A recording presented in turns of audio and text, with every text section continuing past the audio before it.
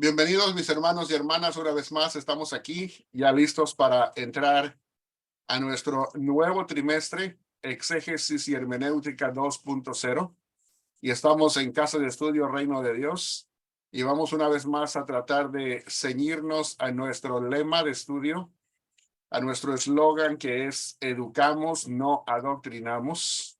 Les damos una cordial bienvenida el día de hoy. Estamos el día de hoy repitiendo la clase que llevamos a efecto el día sábado anterior, pero por problemas técnicos no pudimos grabar la clase y la estamos repitiendo para que la podamos tener grabada y la podamos poner en el canal de YouTube. Así que terminando la clase, procederemos a editarla y pues la tendremos ya lista, ¿verdad? Pero por lo pronto vamos a darle la bienvenida a cada uno de los que aquí estamos. El profesor Ben Escalante desde Portland, Oregon, en los Estados Unidos, les da la cordial bienvenida y vamos a entrar a nuestra clase.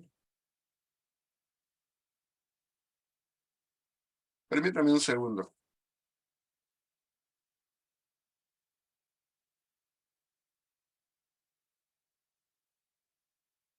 Sí, estamos bien. Nada más quería asegurarme.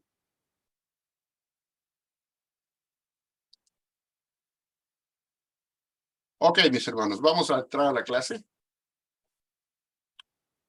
Bueno, la primera cosa que quiero mencionar es que en muchas ocasiones tenemos la situación, no sé si a ustedes les ha pasado, pero a mí me ha pasado, que a veces estamos ministrando en las congregaciones o estamos compartiendo lo que es el estudio bíblico de una manera seria y responsable con diferentes personas. Y muchas personas dentro de lo que es el ámbito evangélico nos dicen, ¿y por qué tenemos que estar estudiando ese tipo de cosas? Ese tipo de cosas ni aparecen en la Biblia. Como por ejemplo, ¿qué? Les preguntamos y ellos dicen, bueno, eso de exe no sé qué, nos dicen, es una palabra que ni entendemos, es una palabra que es demasiado difícil, una palabra que ni aparece en la Biblia y no sé por qué tenemos que estar estudiando tal cosa, nos dicen muchos hermanos y hermanas, ¿verdad? Y eso se debe a que así les han enseñado, así han aprendido. Nunca escucharon ese término y se les hace pues algo extraño, algo raro. Y tienen razón en ese sentido, porque sus instructores nunca se ocuparon de darles la enseñanza correcta. Pero el día de hoy vamos a ver que tanto la palabra exégesis como la palabra hermenéutica no son términos ajenos o foráneos a las Sagradas Escrituras, sino que de hecho se encuentran dentro de las Escrituras. Quizás no los hemos visto con esa fraseología en castellano o en español, pero el día de hoy vamos a identificar esas palabras y las vamos a ubicar en sus raíces griegas en las cuales se encuentran en la escritura, porque de allí provienen. Bueno, vamos a ver la primera, exégesis. Y en cuanto a lo que es exégesis, vamos a ver las definiciones que tenemos aquí. Y para poder entender lo que es la exégesis, la mejor manera es compararlo con lo que es la eisegesis. La primera es EIS y la segunda empieza con EX. Así que primero vamos a ver la que tenemos en la parte de arriba, la palabra eis, que significa en forma general introducción. Literalmente significa atraer o guiar hacia adentro y se refiere al error interpretativo de leer en un texto las propias ideas presupuestas o preconcebidas como un sustituto de la exégesis cuidadosa que busca determinar lo que el autor quiso comunicar. La eisegesis, vuelvo a repetir, EIS, tiene muchas motivaciones y expresiones, pero una presuposición común, aunque equivocada, es que un texto tiene muchos sentidos, no tan solo uno. ¿Qué queremos decir con eso? Bueno, pues lo que estamos tratando de decir es que en un sentido común y popular, cuando nosotros platicamos con algún hermano o hermana o alguna otra persona y le preguntamos, ¿y tú qué piensas que significa este versículo o este texto? Entonces, lo que pasa es que recibimos diferentes tipos de explicación o de interpretación del pasaje y asumimos que el pasaje puede tener muchas interpretaciones, como dando a entender que cada quien lo ve de una manera particular y propia, y cada uno tiene razón en su forma de verlo. Pero realmente, cuando leemos y vamos a leer lo que significa la palabra exégesis, nos vamos a dar cuenta que un texto solamente puede tener una interpretación correcta. Y nuestro trabajo al hacer la exégesis es buscar la interpretación correcta de ese pasaje. De manera que vamos a tener que de antemano y desde el inicio decir que pensar que un pasaje tiene muchas diferentes interpretaciones correctas es equivocado. ¿Por qué? Porque cuando el autor o el escritor bíblico quiso comunicarse con sus receptores, con su audiencia original, solamente tuvo la intención de decirles una cosa, no dos, ni tres, ni cuatro, sino una sola cosa, un solo mensaje. Bueno, vamos a movernos ahora a lo que es exégesis, EX.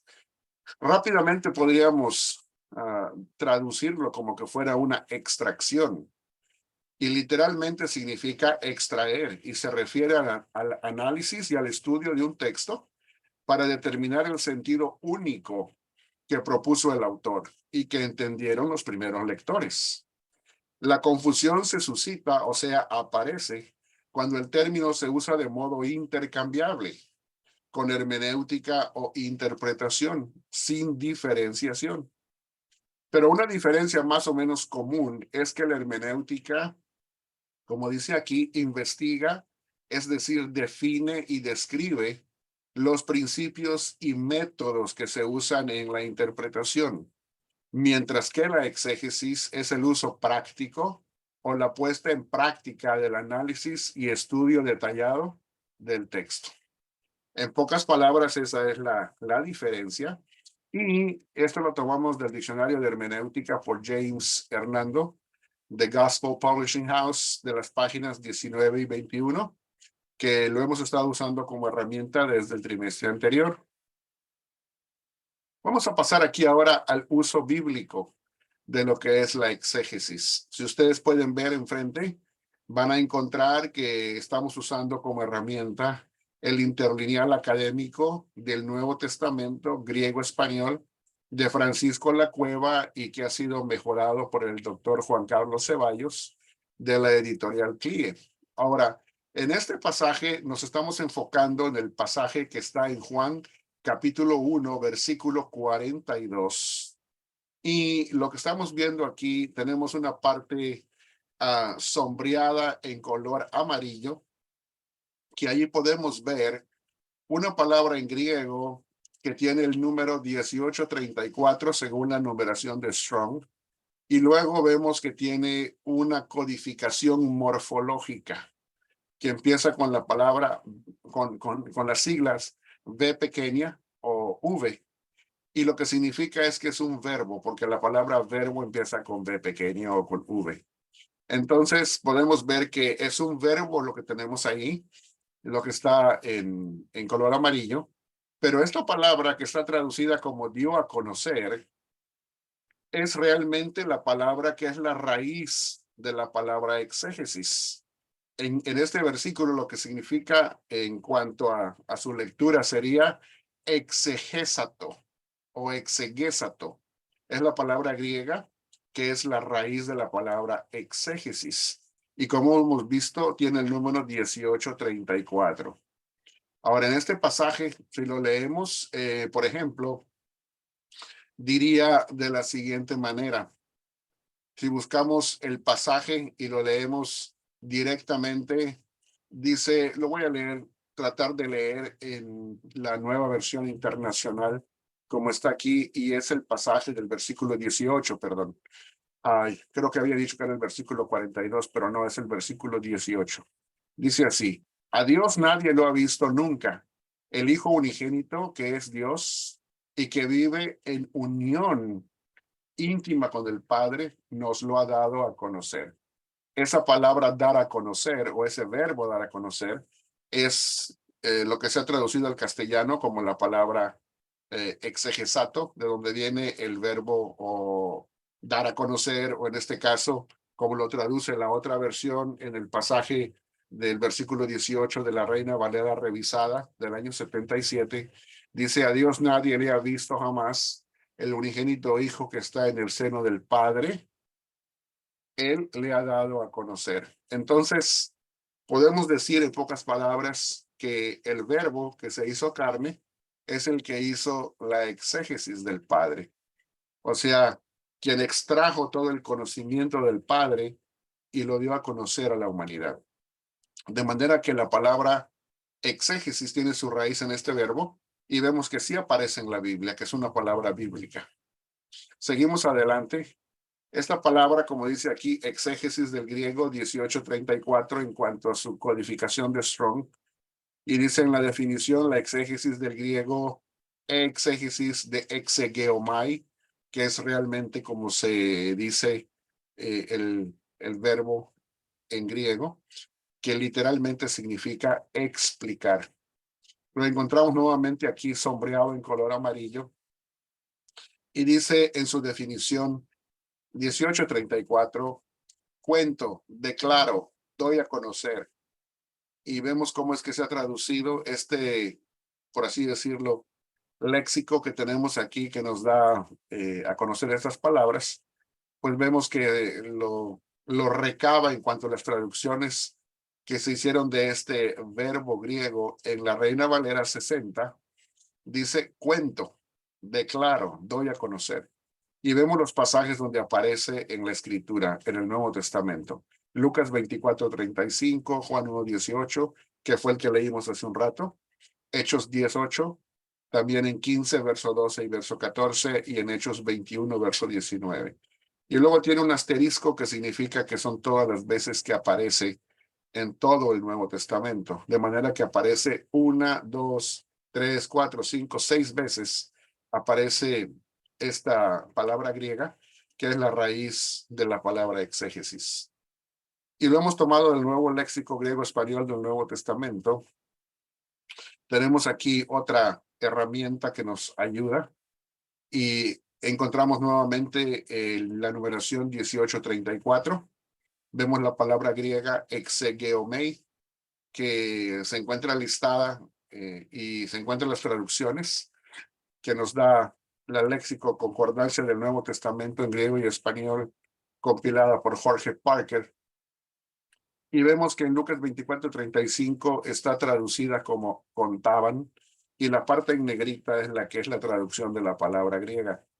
Y dice, Él le ha dado a conocer después de haberles contado que contaban, ha contado y contó. O sea que hay una variedad de maneras en que se puede traducir la palabra, pero lo que significa básicamente es extraer algo que se necesita decir de ese conocimiento y darlo a conocer. Entonces, cuando estamos haciendo exégesis, precisamente estamos haciendo eso. Estamos tratando de extraer el mensaje de la escritura y darla a conocer. Tenemos también la siguiente palabra, que también es una palabra no muy común y que de la misma manera que exégesis, hay muchas personas que dicen hermeneque, porque es una palabra que no es muy común, ¿verdad? Y sabemos que es hermenéutica la palabra. Vamos a ver la definición de hermenéutica, como también vimos la definición de exégesis. Dice aquí, es la disciplina que estudia la teoría, los principios y los métodos que se usan para interpretar textos, sobre todo aquellos antiguos, como las Sagradas Escrituras. La hermenéutica tradicional se concentra principalmente en el descubrimiento del sentido histórico, aquel que el autor se propuso comunicar y cómo éste fue entendido por el auditorio original. Entonces aquí vemos que de lo que se trata es, la hermenéutica es básicamente la teoría, los principios y los métodos que se usan para interpretar textos antiguos, y en este caso en especial las Sagradas Escrituras. Ahora sabemos que la hermenéutica también es no solamente una ciencia, sino también es un arte. ¿Por qué decimos que es una ciencia? Porque se gobierna a través de las reglas del lenguaje o de la gramática. y al mismo tiempo es un arte porque depende de la pericia, de la destreza o de la habilidad del intérprete para llevar a cabo la aplicación de los principios y de los métodos. De manera que conforme más habilidoso es el intérprete, la hermenéutica es aplicada en una mejor manera y la interpretación del texto se hace de una mejor manera. Por eso es tanto una ciencia como un arte. Ahora tenemos hermenéutica general y se refiere a aquellas reglas y principios que se usan en la interpretación de cualquier texto independientemente del género literario. O sea que cuando hablamos de la hermenéutica general, no estamos prestando atención al género literario en particular, sino que hablamos de reglas y principios que aplican a todo tipo de texto o de documento.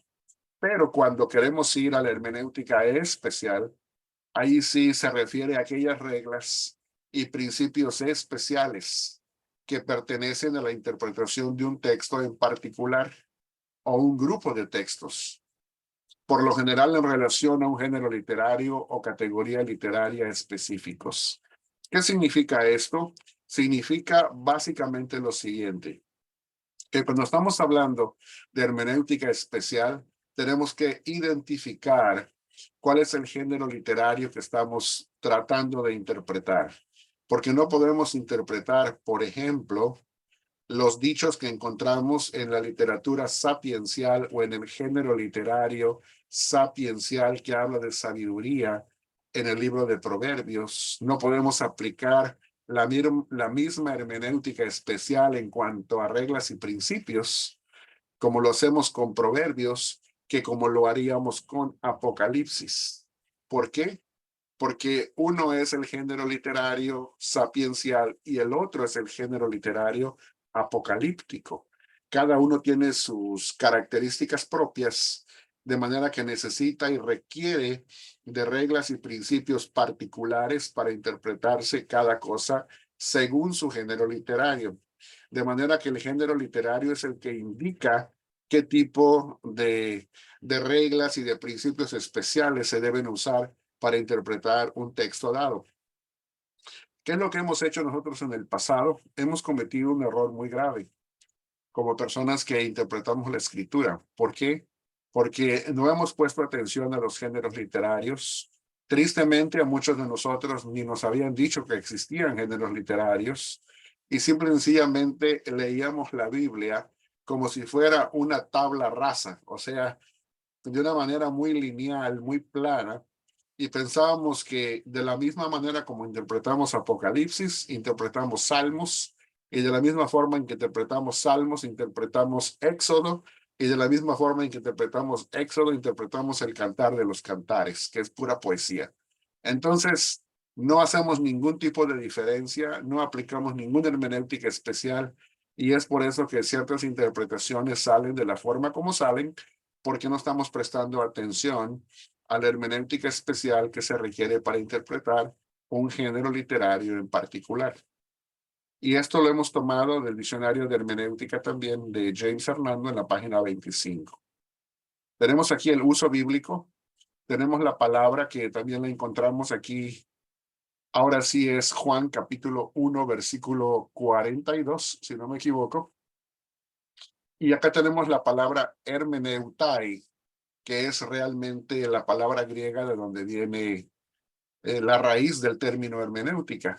Entonces vemos que es el número 2059 en el código de Strong para la palabra, para ubicarla fácilmente. Y también vemos que en la codificación morfológica que tenemos en la parte de abajo de la numeración, tenemos también una V o una V pequeña, de manera que nos dice que es un verbo. Ahora aquí está traducido literalmente, es interpretado. Y si leemos el pasaje en ambas versiones, diría de la siguiente manera, en la nueva versión internacional leería de esta forma.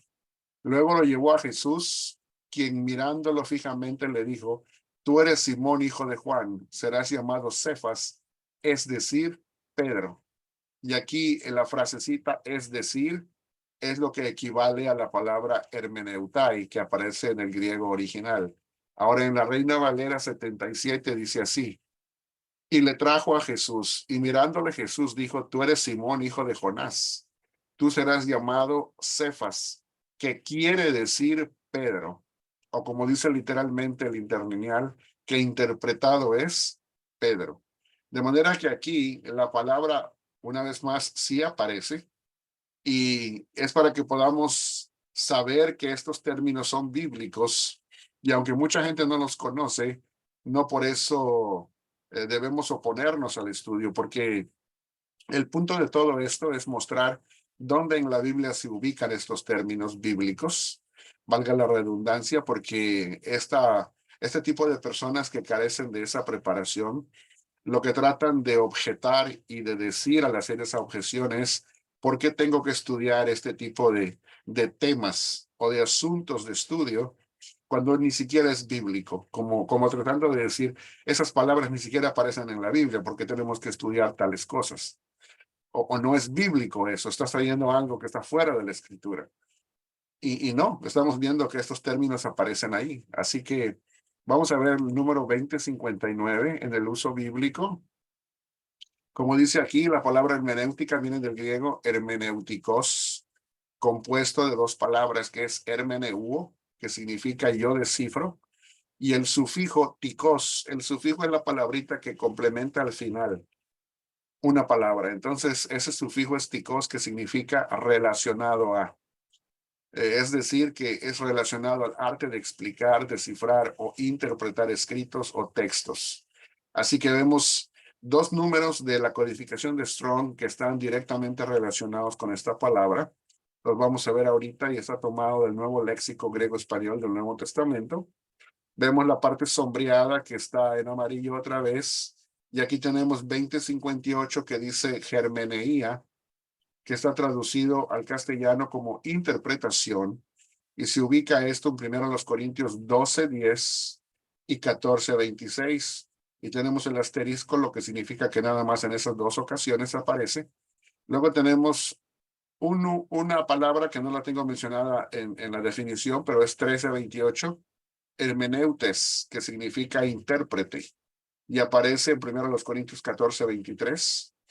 Y la siguiente palabra es el verbo en la codificación 2059, hermeneuo, que se traduce como interpreto y que aparece en Lucas 24:27, Juan, el Evangelio de Juan 1:39, 1:42, capítulo 9, verso 7, en Hebreos 7:2, y ahí tenemos el asterisco que significa que son todas las veces que aparece en el Nuevo Testamento. Pero eso nos da a entender que sí aparece la palabra y que la mayoría de las veces aparece como interpretación y el verbo interpretar. Veamos aquí otra herramienta, como dice aquí, la léxico concordancia del Nuevo Testamento en griego y español, apoyando la misma definición. Dice lo siguiente en la parte de arriba, 2058, la palabra es hermeneía o hermenía, que es lo mismo. Y luego tenemos primero los Corintios 12:10 y 14:26, que se traduce como interpretación en ambos lugares. Y luego tenemos el número 2059, que es el verbo hermeneuo, que acá ven ustedes que más literalmente tenemos la palabra traducido, quiere decir, o traducido es. Y acá tenemos otro tipo también de traducción que dice siendo por interpretación, que también está traducido de esta manera, y esta VM significa versión moderna de Pratt. Así que una versión bíblica lo tradujo de esta manera. Bueno, lo que podemos ver aquí con todo este seguimiento es que las palabras sí son bíblicas, que son raíces que se encuentran en el Nuevo Testamento, que quizás para algunos de nosotros han estado encubiertas porque desconocíamos que ahí estaban, que son dos cosas, dos prácticas que se han venido haciendo desde hace mucho tiempo y que esta práctica viene desde el tiempo del Antiguo Testamento. Tenemos aquí un ejemplo que dice lo siguiente: por lo que la práctica de la hermenéutica, es decir, explicar, interpretar o dar el sentido, es algo bíblico y algo que ya se venía haciendo desde los tiempos del Antiguo Testamento. Tenemos el ejemplo de Nehemías 8:8 y lo hemos tomado de la Nueva Biblia de las Américas y dice así: y leyeron el libro de la ley de Dios, interpretándolo y dándole el sentido para que entendieran la lectura. Así que esta era una práctica que era hecho por los escribas y los sacerdotes que ayudaban directamente a la congregación a ir siguiendo la lectura para que pudieran entender, les interpretaban el sentido del texto. Así que esto es una práctica que ya venía desde el tiempo antiguo y no tiene nada de opuesto al estudio bíblico serio, al contrario, no tiene nada de opuesto a lo que es el verdadero estudio bíblico, como en muchas iglesias a veces se piensa que es algo foráneo o algo extraño que se está queriendo meter a lo que es el estudio de la Biblia. Bueno, vamos ahora a otra parte en nuestro avance en el estudio. Vamos a contestar una pregunta. ¿Por qué se necesita la hermenéutica?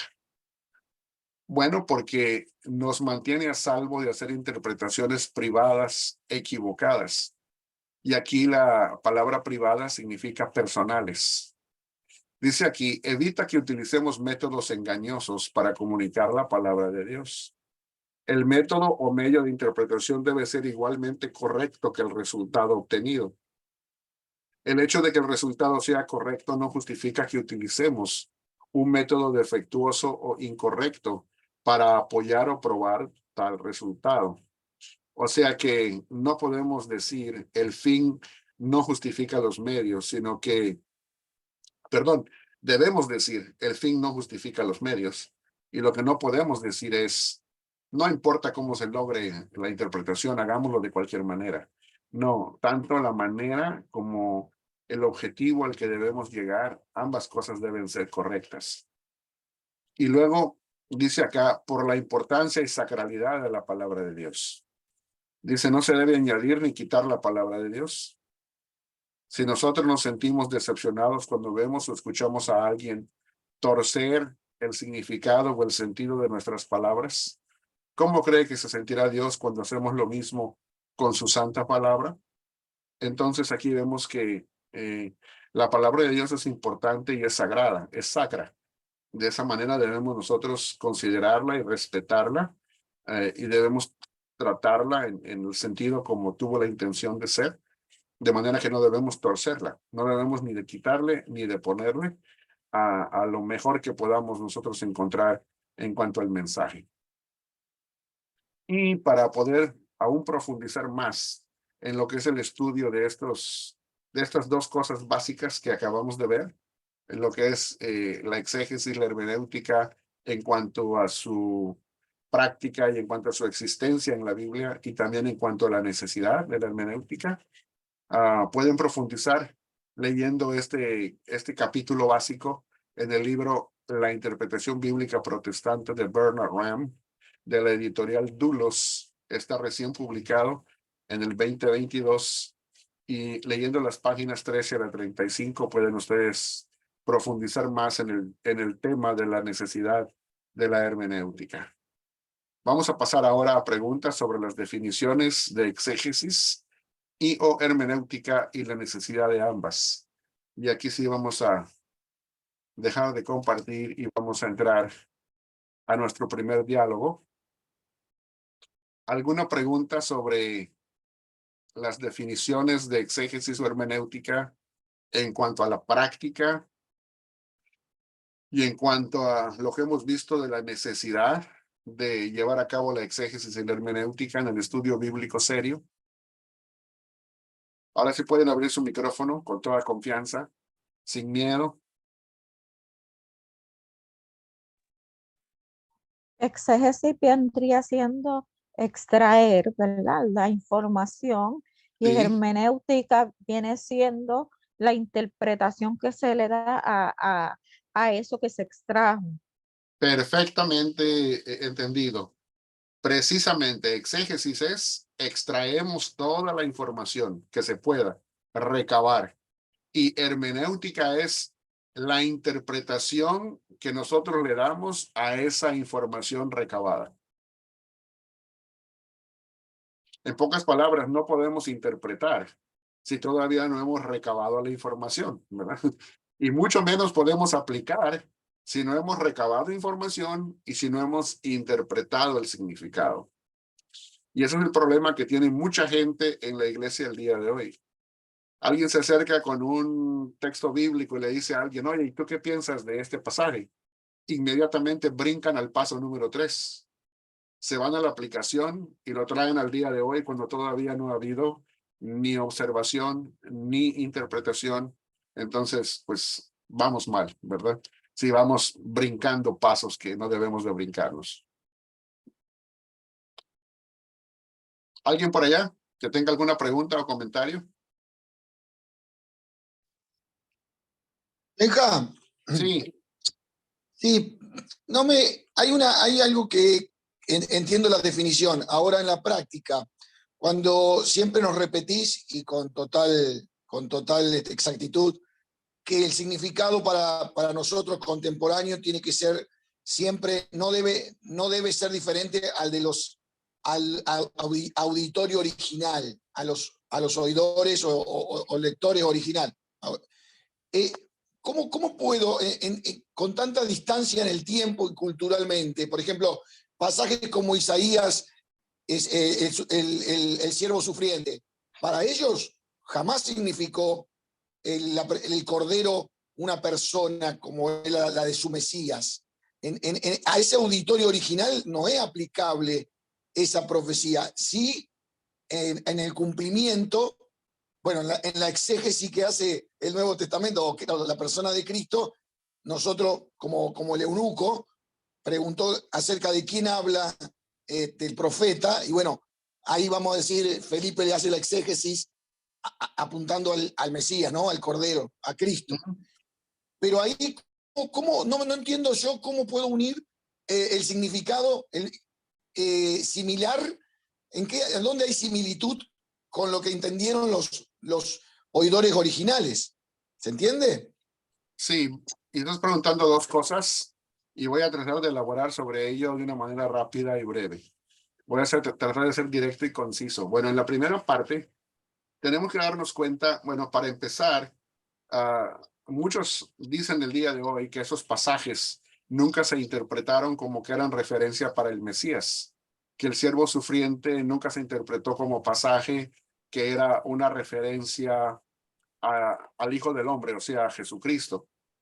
Y se aduce el día de hoy de que esos pasajes, o dicen los que tienen un trasfondo judaico, que esos pasajes se referían solamente y únicamente al pueblo de Israel como corporativo, y de que ese corporativo es el que está representado como un hombre, ¿verdad?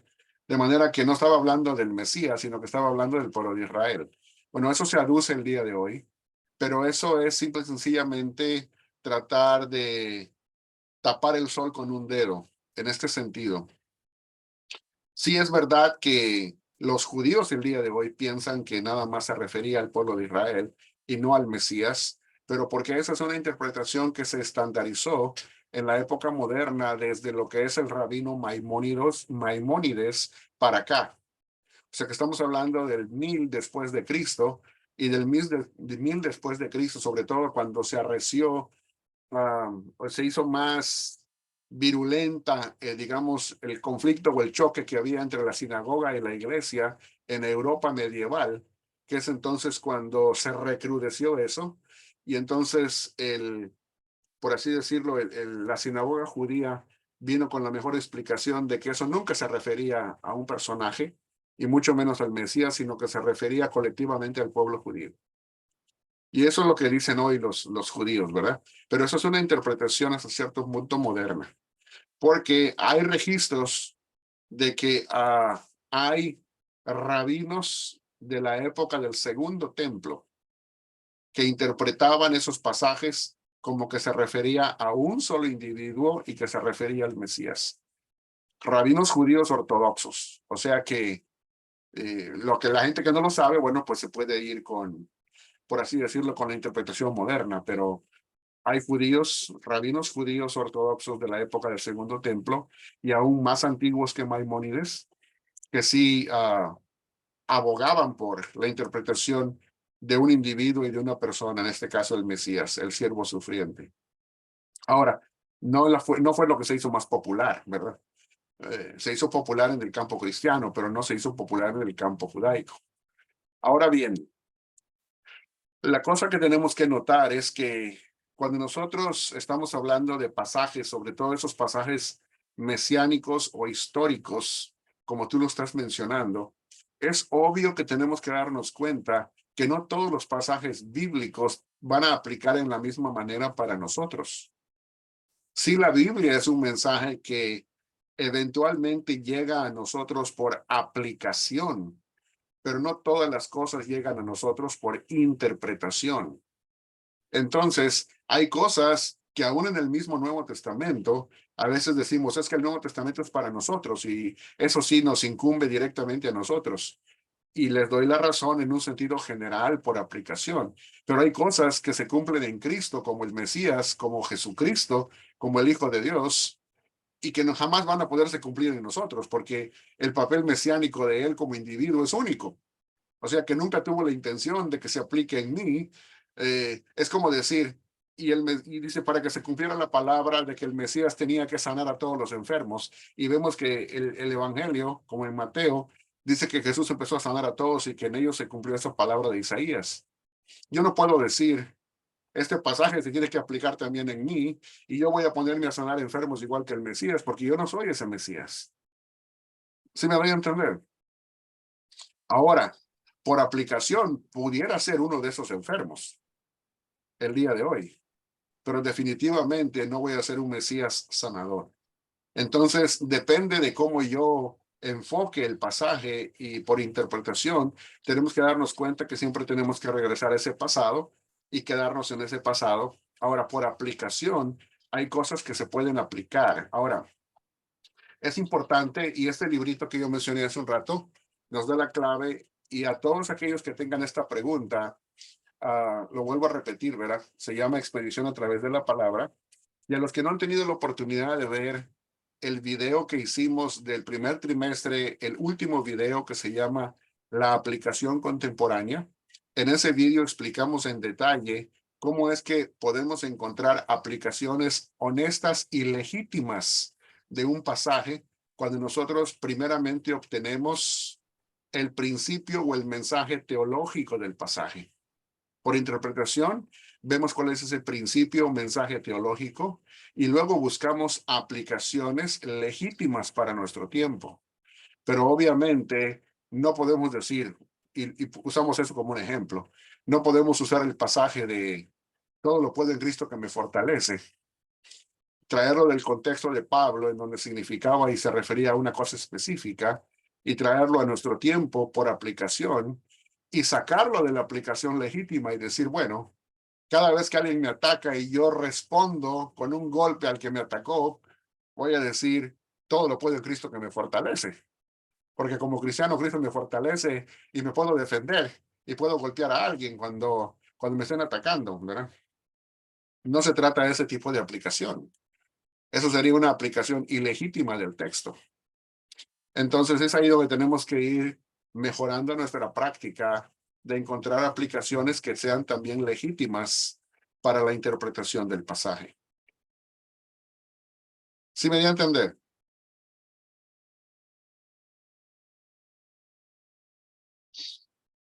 Gustavo, ¿estás por allá todavía? Bueno, parece que Gustavo ya no está. No sé, ¿verdad? No sé si hay otra pregunta. Si alguien tiene alguna Hermano otra pregunta. Benjamín, Sí, cómo no. solamente quería contribuir agregando a lo que usted está diciendo sobre la palabra hermenéutica, porque en mi vida, en mi experiencia, y yo creo que algunos de los hermanos también se han encontrado con alguien que diga de que, ¿por qué estudiar hermenéutica? Si la palabra hermenéutica no aparece en la Biblia, dicen muchos. Y creo que nosotros como estudiantes debemos de tener desde una base, saber que la palabra, como bien usted explicaba, aparece, la raíz aparece en la Sagrada Escritura, sobre todo cuando uno va al texto griego. Aparece de diferentes maneras, como sustantivo, como imperativo o participio. Aparece ahí. Es lamentable y muy lamentable que a veces, y es el cuidado que nosotros debemos de tener, sobre todo cuando recomendamos ciertas páginas, ciertos canales de YouTube o recomendamos ciertos profesores, tener mucho cuidado de poder aconsejar a los hermanos que están recién comenzando en el estudio. Es muy importante porque, como hace un mes atrás, por esas casualidades de la vida, me encontré con no voy a decir nombre para ser discreto, pero con una persona que estaba dando estudios de hermenéutica. Y me llamó mucho la atención lo que decía esta persona, entregando diplomado al estudiar con él hermenéutica, pero comenzando a decir que aquí el único que puede interpretar las escrituras es Dios. Ninguna persona puede enseñarle a usted a través de lecciones de enseñanza cómo se debe de interpretar la Biblia. Solamente debemos dejarle todo al Espíritu Santo. Y diciendo de que la palabra hermenéutica, ¿qué tiene que ver la palabra hermenéutica que viene de Hermes? Algo pagano, del dios griego. Entonces, haciendo una compilación, tomando algunas cosas y confundiendo a la gente y llevándolos como que solamente él tenía la verdad. Entonces, hay que tener mucho cuidado. Por eso lo que usted está enseñando es muy bueno para nosotros poder defendernos cuando lo encontramos con una persona. Porque hay muchos, por lo menos acá en la zona del sur de Chile, me he encontrado con personas que prácticamente es solamente la Biblia que hay que estudiar y a lo mucho tener un diccionario y nada más. La otra herramienta son seculares, son del enemigo, de Satanás y un montón de cosas. Entonces, le agradezco por el estudio porque es muy importante saber que esa palabra, la raíz de la palabra hermenéutica, aparece en el texto del Nuevo Testamento. Aparece, como ya he dicho, como imperativo, como sustantivo, como participio, etcétera, etcétera. Usted dio algunas citas bíblicas y debemos estar bien claros cuando alguien nos diga hermenéutica, aparece la raíz en la Sagrada Escritura. Solamente eso quería agregar a sus palabras. Gracias, hermano Daniel. Y pues ya hemos visto eso, ¿verdad? Exégesis y hermenéutica sí es algo bíblico. Y es todavía más bíblico en cuanto a sus raíces, ¿verdad? A veces nos vamos pues yo no sé si la palabra la entiendan todos, pero en México decimos nos vamos con la finta, o sea, con el engaño, ¿verdad? Con la trampa de pensar que no está en la Biblia porque no está la palabra completa en castellano o en español, pero la raíz sí está, ¿vale? Y la palabra completa, hermeneía, sí está, como vimos, está en Corintios. Bueno, ¿algún último comentario o pregunta sobre esta sección? ¿Sí estuvo todo claro? Ok. Bueno, entonces, si no hay otra, vamos a avanzar, ¿verdad? Y si tienen alguna otra pregunta o comentario sobre este mismo tema y que aparece más adelante, apúntenlo y cuando tengamos el siguiente segmento de preguntas y de comentarios, lo pueden traer otra vez, ¿ok? Vamos a ver, vamos a compartir aquí.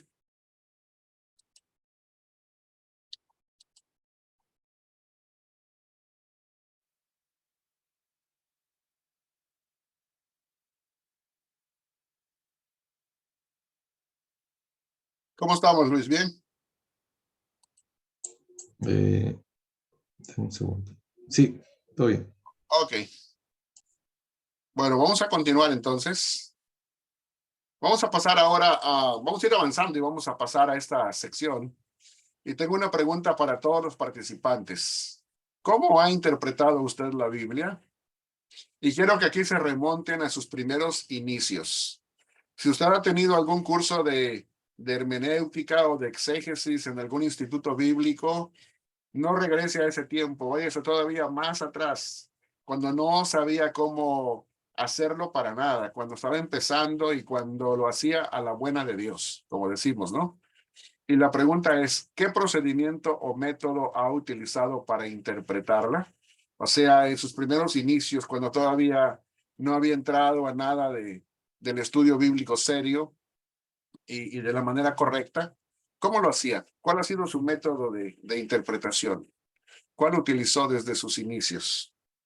Llevamos aquí a tiempo para compartir nuevamente la respuesta de los participantes. Vamos a tener una lluvia de ideas. Y el punto aquí no es ver si está correcto o no está correcto, es que compartamos cuál ha sido nuestra experiencia Y eso es bastante importante para que nos demos cuenta cuál ha sido la experiencia de varios de nosotros. Hermana Esmirna.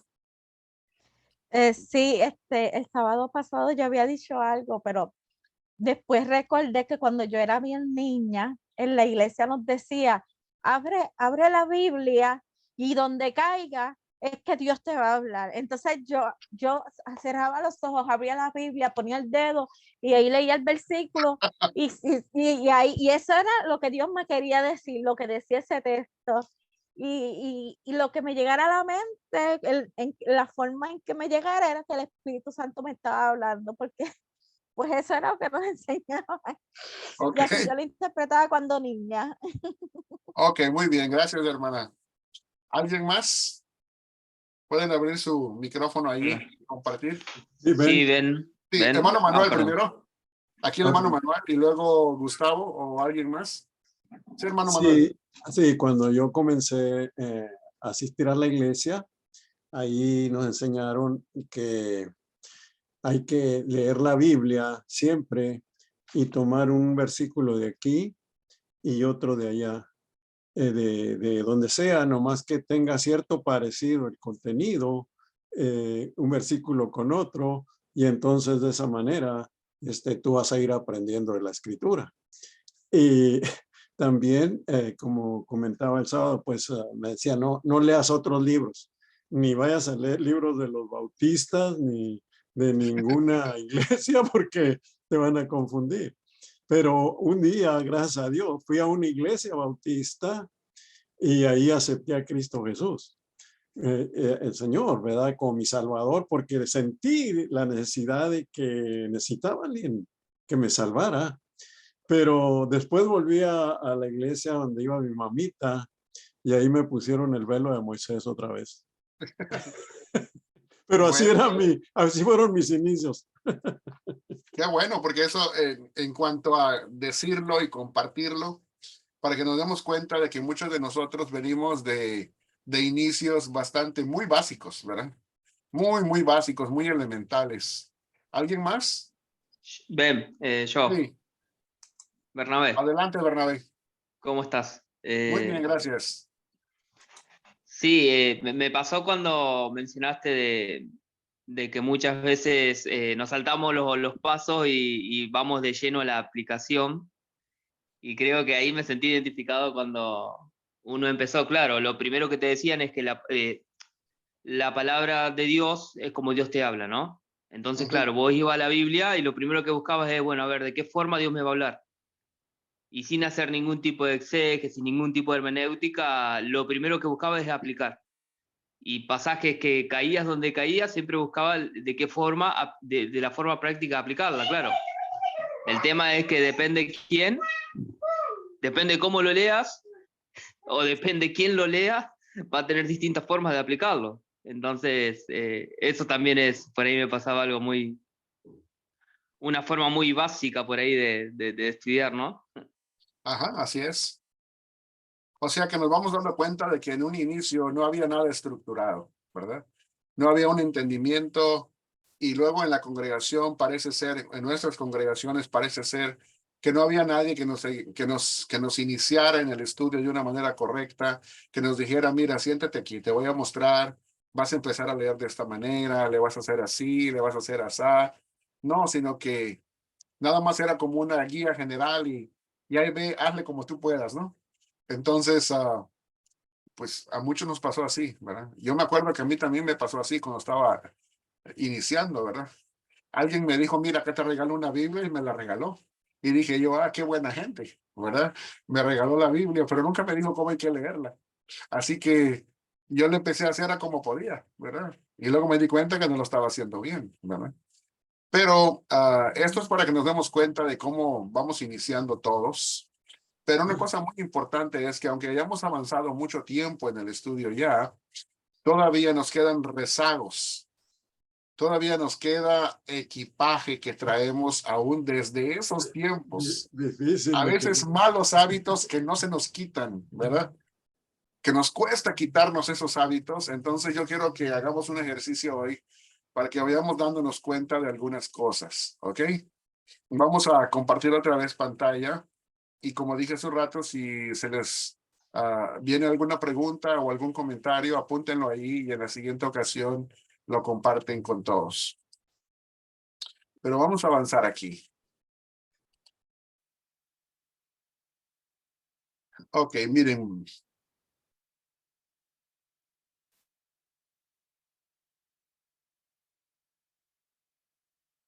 Vamos a hacer este ejercicio. Y dice aquí, ahora prepárense con una hoja de papel y algo para escribir. Así que así rapidito, si pueden, busquen algo ya a la mano, que tengan algo con que escribir y que tengan su Biblia si también quieren. No hay ningún problema que tengan su propia Biblia ahí junto a ustedes. Pero vamos a hacer este ejercicio. Ejercicio 1. Lea Lucas 14, 16 al 24 y medite sobre el significado de esta parábola.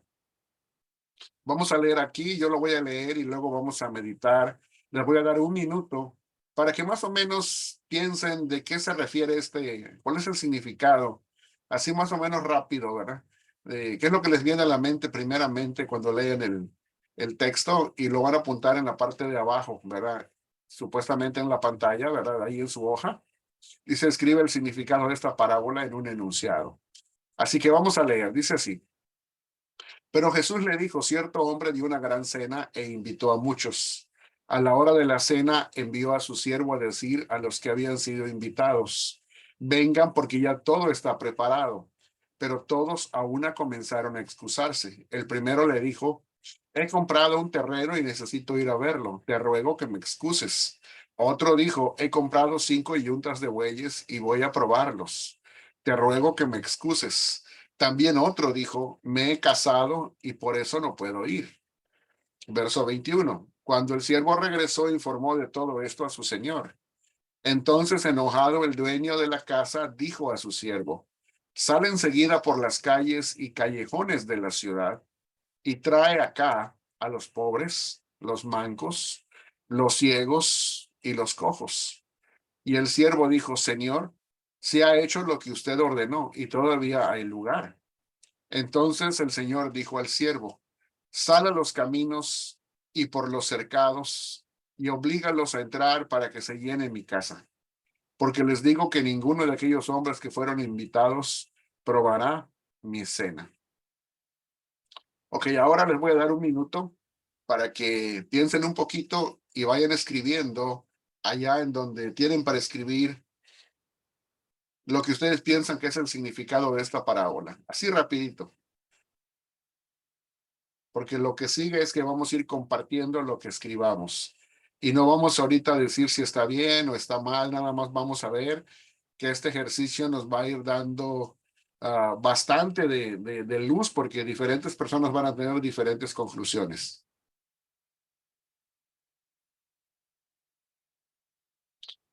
Una vez más, escribe el significado de esta parábola en un enunciado, en una frase corta.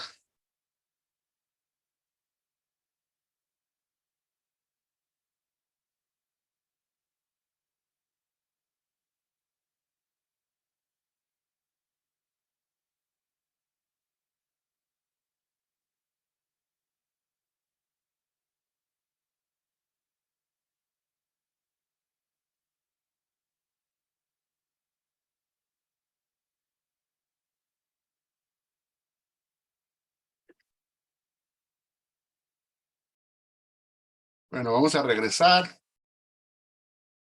Tómense unos segundos más si lo necesitan para ir escribiendo lo que piensan ustedes que significó el pasaje, ¿verdad? Y lo vamos a ir compartiendo, ¿verdad? ¿Alguien gusta compartir qué es lo que escribió? Recuerde que no vamos a ver si está bien o está mal. Ese no es el propósito. Así que no se vaya a sentir intimidado porque el propósito nomás es compartir, no es ver si está bien o está mal. Hermana Angélica. Hola. Bueno, yo puse que Jesús vino para los judíos, pero ellos lo rechazaron. Entonces la invitación se extendió a los rechazados según la ley, comparando que serían los gentiles. Ok. Gracias. ¿Alguien más? A ver, nuestro hermano Amós Hidalgo Acosta. Saludos, Ben. Bueno, lo que yo puedo ver así rápidamente es que el reino de Dios implica dos cosas. Implica una invitación e implica una libertad de elección. Gracias. Ok. Gracias. ¿Ven? Sí, hermano Manuel. Sí, creo que Amos contestó bien, pero yo creo que también ahí está el significado de la respuesta, qué tan rápido respondemos. Hay muchas personas, ¿verdad?, que dicen, no, pues eso lo dejo para después y cosas así. Entonces, ¿qué tan rápido vamos a responder al mensaje de las escrituras? A la invitación, ¿no? Ok. A la invitación, sí. Ok, muy bien. ¿Alguien más? También ven, también, Sí, adelante. también creo que enfatiza un poco que el reino de los cielos ellos lo querían recibir con una mentalidad terrenal. De hecho, todas las excusas que ponen son terrenalmente válidas. Así que considero también que acá estaba introduciendo el concepto de un reino espiritual y celestial en contraposición a la mentalidad nacionalista o terrenal de los judíos, ¿no? Ok, gracias. Nada más quiero que noten que hasta el momento cada uno ha dado una interpretación completamente diferente de la parábola, ¿ok? Y eso es bueno para nuestro ejercicio. A ver, ¿alguien más? Añadiendo a lo que Angélica dijo, que estoy muy de acuerdo con ella, también los que eran los gentiles, pues no tuvieron nunca el privilegio de escuchar sobre Jesucristo, sobre el Evangelio o sobre Dios, nuestro Dios creador. Tal vez escucharon, pero no tenían esa enseñanza, porque los judíos, el pueblo de Israel era bien discreto con eso. Así que el pueblo gentil no conocía nada acerca del verdadero Dios. Y cuando pasa esto, pues Jesús le dice, pues, extiendan el evangelio a todo el mundo. O sea, que todos los que no tuvieron el privilegio ya lo tengan. Gracias. Muy parecido a lo de la hermana Angélica, ok. ¿Alguien Yo más? puedo, Sí, adelante. yo me parece o yo concluyo que el reino de Dios es para los que están y se saben necesitados y reciben a bien la invitación. Ok, muy bien. Gracias. Una última opinión. ¿Alguien allí que quiera compartir, que no ha compartido todavía? No es obligación, nada más es una invitación, ¿ok? Bueno, si no hay, entonces quiero que se fijen que de todos los que participaron, si no me equivoco, nada más fue Esmirna que estuvo de acuerdo con Angélica en una interpretación muy similar, pero todos los demás tenían una interpretación completamente diferente el uno del otro, ¿verdad? Es una cosa muy interesante, porque es lo que pasa cuando preguntamos, ¿y qué significa esto para ti? Y empezamos a decir lo que nos viene en nuestra mente, ¿verdad? Y es bueno en el momento para el ejercicio. Ahora veamos aquí. Ya hemos compartido esto. Y vamos a ver acá.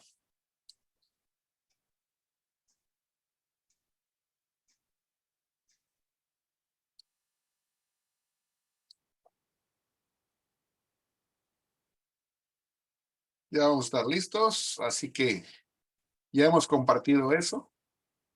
Y vamos a entrar ahora a ver los métodos de interpretación bíblica.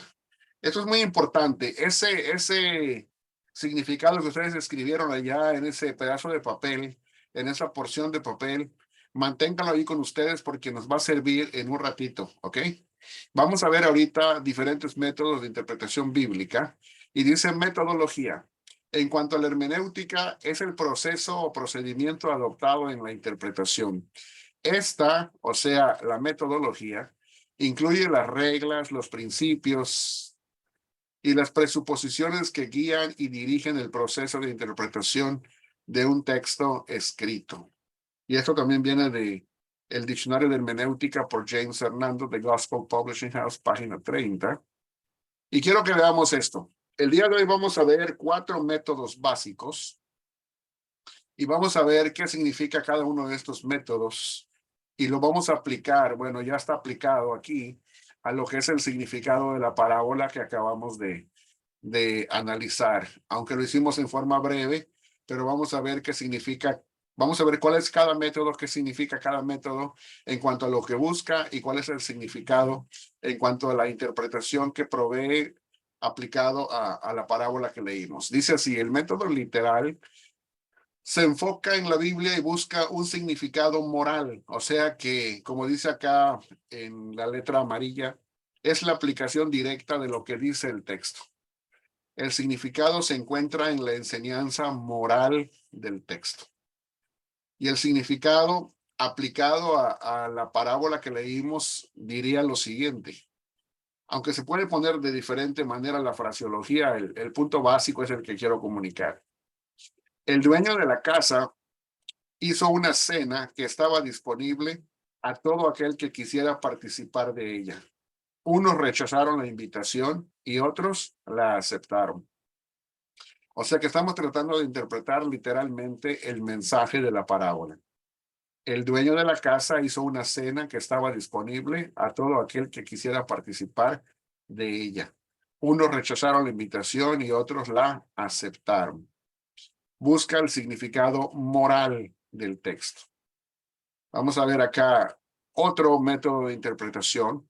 Este se conoce como histórico. Y este método histórico, si ustedes ven allí, utiliza fuentes también que son extra bíblicas en cuanto a fuentes informativas que ayudan a reconstruir el cuadro histórico de la parábola en este caso, para poder dar una interpretación correcta. Aquí dice, se necesita información extra bíblica para interpretar el texto. El significado se encuentra al reconstruir el cuadro histórico del cual habla el texto bíblico. Por ejemplo, se puede usar el Talmud como fuente extra bíblica, como una de esas fuentes. Y podemos ver que en el Talmud se habla de banquetes, de cenas, que los rabinos utilizaban ese tipo de parábolas. Jesús no es el único que las usa, sino que eran ejemplos o ilustraciones comunes que utilizaban en sus mensajes los rabinos. Era un dispositivo de enseñanza que utilizaban los rabinos para comunicar su mensaje a sus discípulos. Ahora aquí, aplicando esta reconstrucción del cuadro histórico, diría en su significado lo siguiente: el reino de Dios, que es el tema que se analiza desde el verso 15, con un aspecto o énfasis en el futuro, aunque no excluye una realidad presente, es ofrecido por igual en el primer siglo, tanto a judíos pobres como a judíos ricos, a judíos sanos como a judíos enfermos, a judíos observantes como a judíos pecadores. O sea que el reino de Dios no hace acepción de personas en cuanto a los que llama. Y eso sería un método histórico que busca la reconstrucción del cuadro. Y histórico, o sea, que toma en cuenta la cultura, la sociedad, la economía, todo eso, ¿verdad? El cuadro cultural en el cual se desenvuelve. Bueno, vamos a otro método. Vamos al tercer método de interpretación, que lo vamos a denominar el método alegórico. Y este método alegórico busca un significado espiritual y figurativo.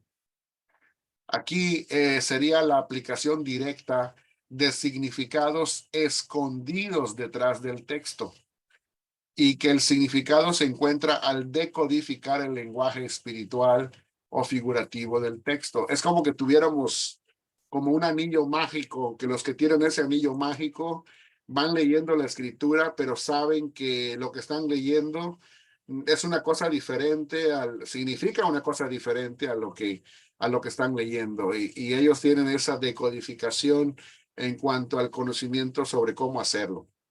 Y aquí el significado significaría, valga la redundancia, lo siguiente. Los primeros invitados simbolizan al pueblo de Israel, es decir, los judíos que rechazaron el evangelio. Y los marginados por la sociedad simbolizan a los gentiles que sí recibieron la invitación del evangelio. El dueño de la casa simboliza al Padre y el siervo simboliza a Jesucristo, que es el que hace el llamado. Entonces aquí, en el método alegórico, vemos que hay un significado espiritual y figurativo. ¿Por qué? Porque los primeros invitados se referían a los judíos y los otros se referían a los gentiles. El dueño de la casa termina siendo el Padre, o sea, Dios Padre, y el siervo simboliza a Jesucristo, ¿verdad? O sea que cada parte de la narración no significa lo que dice, sino que significa o representa algo diferente, simboliza algo diferente. Eso es el método alegórico, es una alegoría. Y luego vemos aquí el cuarto método que vamos a analizar el día de hoy, que le vamos a denominar metafórico. Y aquí se busca un significado personalizado. ¿Qué significa eso? Vamos a leer un poquito la definición. El texto se ve como una metáfora con un final abierto en la cual el lector participa personalmente. O sea que el significado se encuentra en cualquier forma en que hable el texto al lector.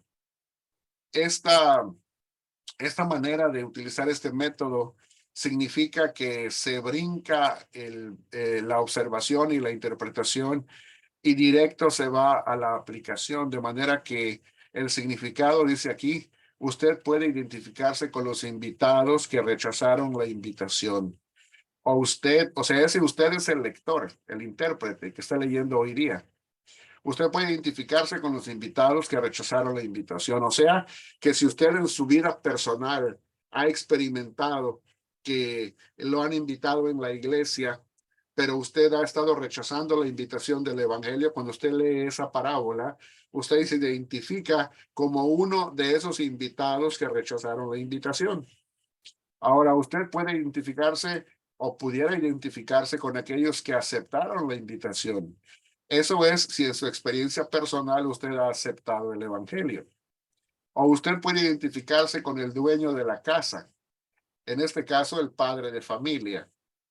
Aquí, como en esta interpretación, el padre de familia no simboliza a Dios, sino que usted puede ser el padre de familia. Si se identifica con el padre de familia, puede ser que usted tenga hijos en su casa a los cuales le está queriendo compartir el evangelio, pero sus hijos no aceptan. Y usted es el padre de familia que está buscando que sus hijos entren al redil espiritual de Dios. Entonces usted se identifica con el padre de familia. O usted puede identificarse con el siervo que hace la invitación. Quizás es alguien que está siendo utilizado como evangelista, o a usted le gusta el evangelismo y usted, cuando lee la parábola, se identifica con el siervo que hace la invitación, porque usted siente que usted es como esa persona. Usted se identifica metafóricamente en el significado personalizado. Usted viene a ser ese siervo que hace la invitación a otras personas en el día de hoy. Entonces, el método metafórico lo trae todo el día de hoy, y la persona se identifica con algún personaje o con algún personaje de lo que es la historia, la parábola, y es ahí donde la persona se queda, ¿verdad? Entonces, hemos visto estos cuatro métodos de interpretación bíblica siguiendo la plataforma evangélica. Ahorita vamos a ver en detalle qué significa la plataforma evangélica. Pero usted puede ser evangélico, suscribirse a la plataforma evangélica, y puede ser que de evangélico a evangélico esté platicando con otro evangélico y nunca se van a poner de acuerdo, porque uno puede estar utilizando el sentido literal y otro puede estar utilizando el sentido histórico, otro el alegórico y otro el metafórico. De manera que están en cuatro diferentes canales de comunicación y nunca se van a poner de acuerdo, porque cada quien interpreta de acuerdo a un método diferente, aunque todos son evangélicos, porque se suscriben a una misma plataforma. Pero en cuanto a la metodología, es diferente. Entonces, ya que hemos visto esos cuatro métodos con ejemplos de interpretación en cada uno, y aquí, para abundar todavía más y conocer más en detalle, pueden leer las páginas 36 a las 77 del libro La interpretación bíblica protestante de Bernard Ramm. Vamos al ejercicio 2. Ahora sí, saquen su papelito que tenían ahí donde pusieron el significado de hace un rato. Y dice aquí, recuerde cuál fue el significado que escribió de esta parábola Lucas 14, 16 al 24 en un enunciado o en una frase. Ahora, determine cuál de los 4 métodos de interpretación anteriores, los que acabamos de explicar, se parece o se asemeja al que usted utilizó para llegar a ese significado de la parábola.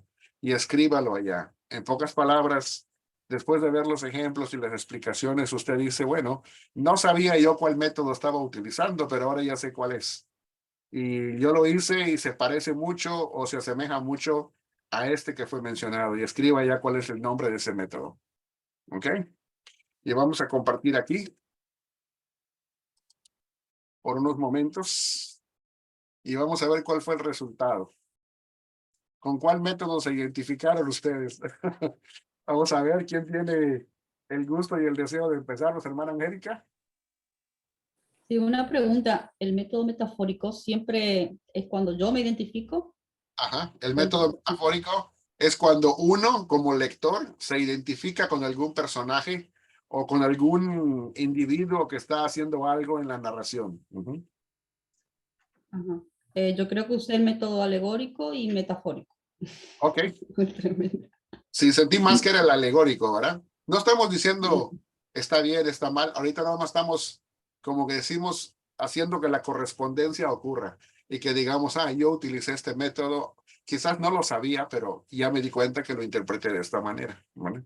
Creo que Eso es Yo el el, moral. ven, Sí, yo creo que es el metafórico.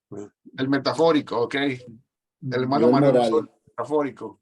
¿Cuál? El literal, El hermano moral, Nolan. yo. Ok, El moral, muy sí. bien. ¿Quién más? Yo más el alegórico, venga. Más el alegórico, Gustavo. Ok. Ahora tengo un conflicto con la lectura de este pasaje después de haberlo escuchado, porque vos repetiste que la invitación, como que hubiese una invitación a un grupo y una invitación a otro grupo. Y yo releyéndolo, veo que a un grupo lo invitó, al otro no. Al otro lo fue a buscar Ok. y lo trajo. Ok. ¿No? Ahorita vamos a avanzar un poquito más allá. Ok. Ok. O sea que en un sentido general estamos viendo, ¿verdad? Ya después podemos entrar un poquito más en detalles para no desviarnos en este preciso momento. ¿Ok? Ok. ¿Alguien más quería ahí? Creo que Amos quería compartir, ¿no? Sí, Amos. Sí, yo creo que en mi caso fue el método literal, el que yo expresé. Ok. Muy bien. ¿Alguien más por allá se identificó con alguno de los métodos? Recuerden que ahorita el presente no estamos juzgando, ¿verdad? No, no se trata de eso.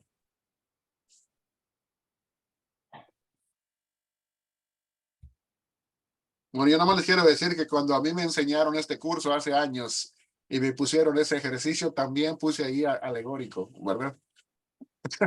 Yo lo puse como algo alegórico, así lo veía en aquel entonces, ¿verdad?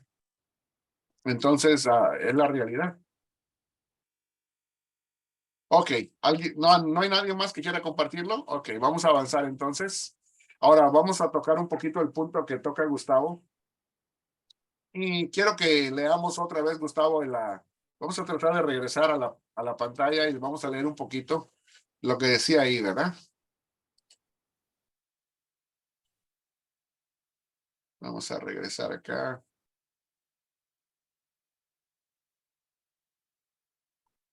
Ok, ¿se alcanzan a ver ahí? Sí, Dice así. correcto. Ok, dice así, pero Jesús le dijo, cierto hombre dio una gran cena e invitó a muchos. Ahí viene la invitación, ¿verdad?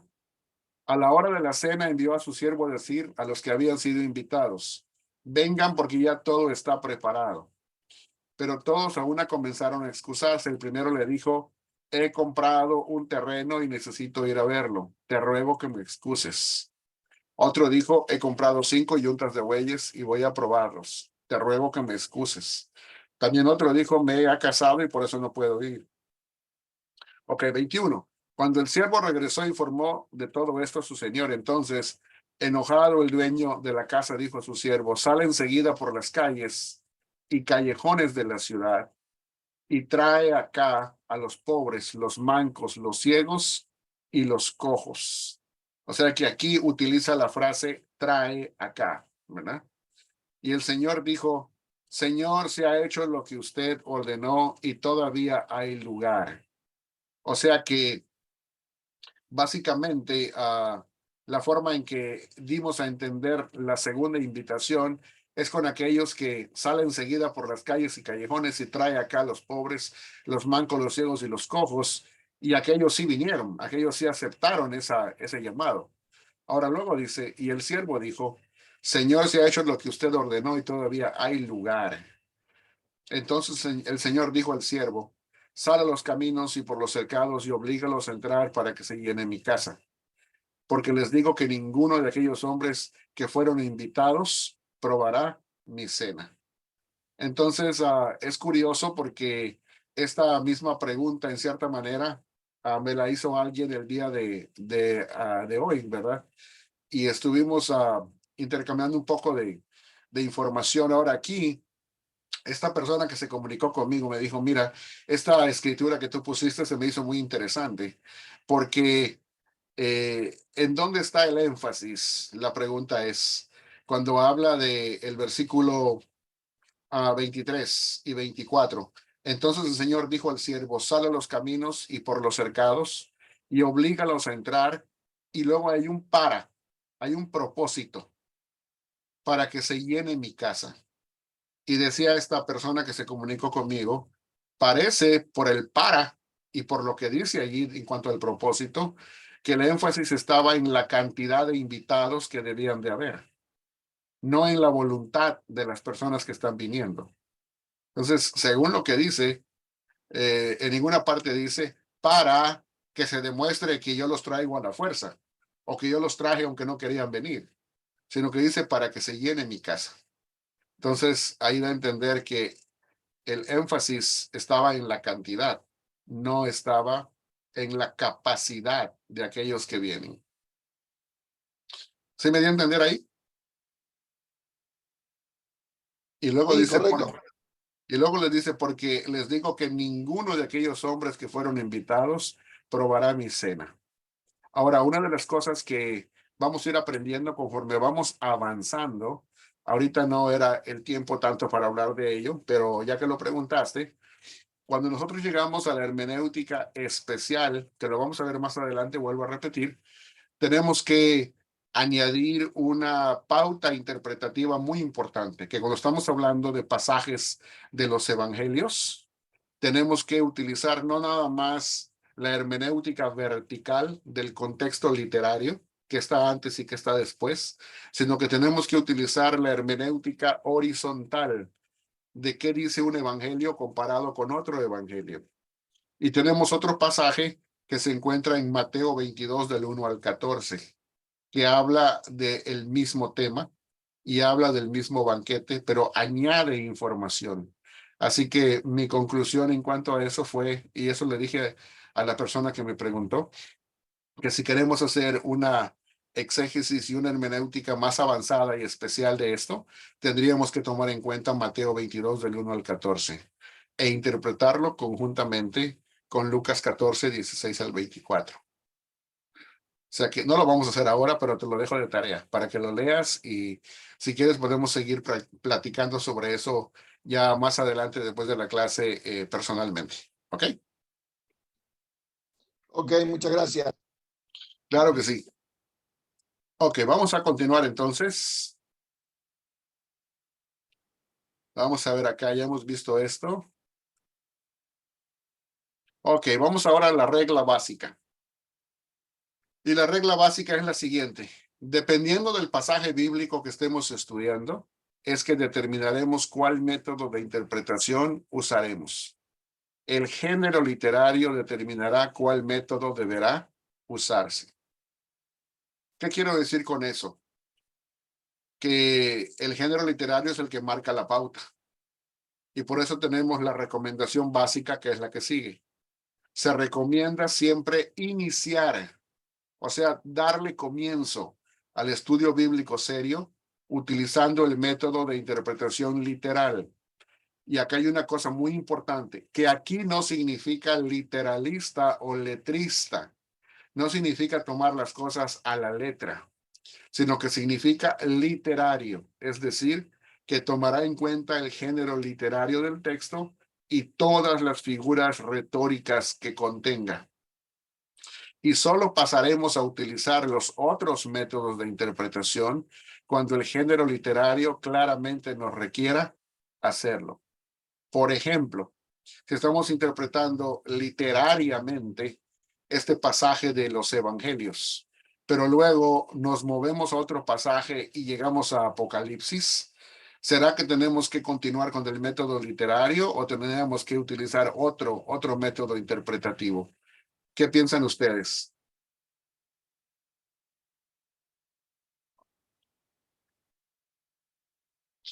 Y acá la interpretación bíblica protestante en cuanto al mismo libro sería leer para profundizar las páginas 109 a la 236, ¿verdad? Y déjenme compartir aquí para abundar un poquito sobre lo que les acabo de preguntar. ¿Creen ustedes que sería conveniente utilizar otro método de interpretación, digamos el histórico, por ejemplo, o el metafórico o el alegórico cuando llegamos al género literario apocalíptico? ¿O nos vamos a quedar con el género, con el método, por así decirlo, literal? ¿Qué sería lo conveniente? A ver, alguien que quiera compartir. Dios le bendiga, hermano. Sí, adelante, hermano. Mi nombre es Natanael Quiñones, Dios le bendiga. Dios le bendiga, hermano. Pienso que el libro de Apocalipsis tiene, yo creo que tiene tiene espacio para todos los métodos. Ok, O sea, que tiene histórico, pero también tiene metafórico y también tiene, ¿verdad? Todos los demás que usted ha mencionado. ok. Entonces, dependiendo del género literario que encontremos, si por ejemplo estamos leyendo Apocalipsis y estamos leyendo la parte de las cartas que se le envía a cada una de las 7 iglesias, ¿cuál método sería, digamos, el más indicado para ir estudiando las 7 iglesias y sus cartas?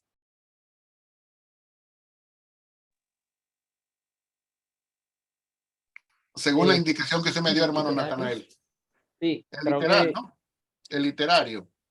sí, creo que tiene literario, sí. Ok. Y conforme vamos avanzando, entramos a otra sección, ¿verdad? Porque estamos hablando del capítulo 4 en adelante, entramos a otra diferente sección, donde ya no estamos hablando de iglesias históricas como las 7 que conocemos ahí, sino que ahí entran otros personajes en la narrativa, por así decirlo. Y entonces, no es que quiera poner en evidencia a ninguna persona, sino que mi punto es que aun si nosotros estamos en desacuerdo en cuanto yo prefiero utilizar este o yo prefiero utilizar el otro método, conforme llegamos al capítulo 4 de Apocalipsis, es porque el género literario nos lo requiere, que utilicemos otro tipo de herramienta. ¿Sí me doy a entender? ¿Sí me doy a entender con eso o no me doy, o no me estoy dando a entender?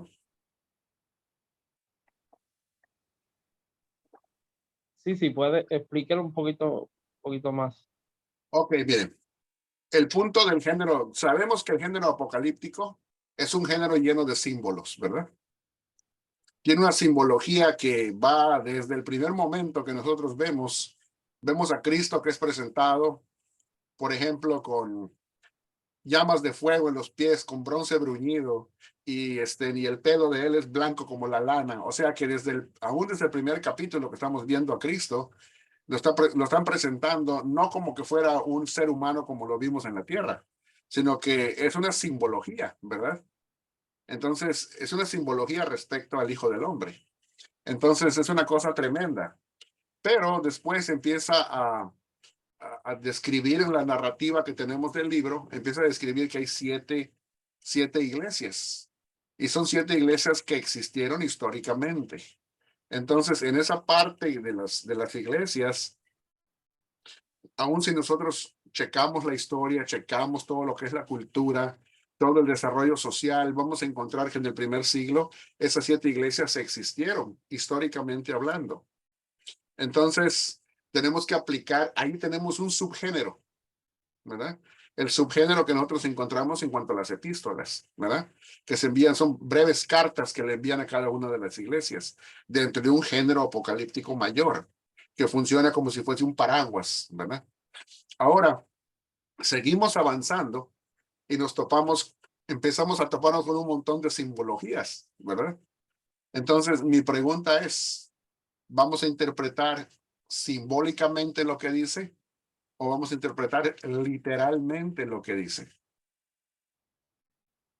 ¿Ah? Entonces, eso tiene que ponernos a pensar, porque no podemos utilizar un mismo método de interpretación literal a lo largo de todo el libro.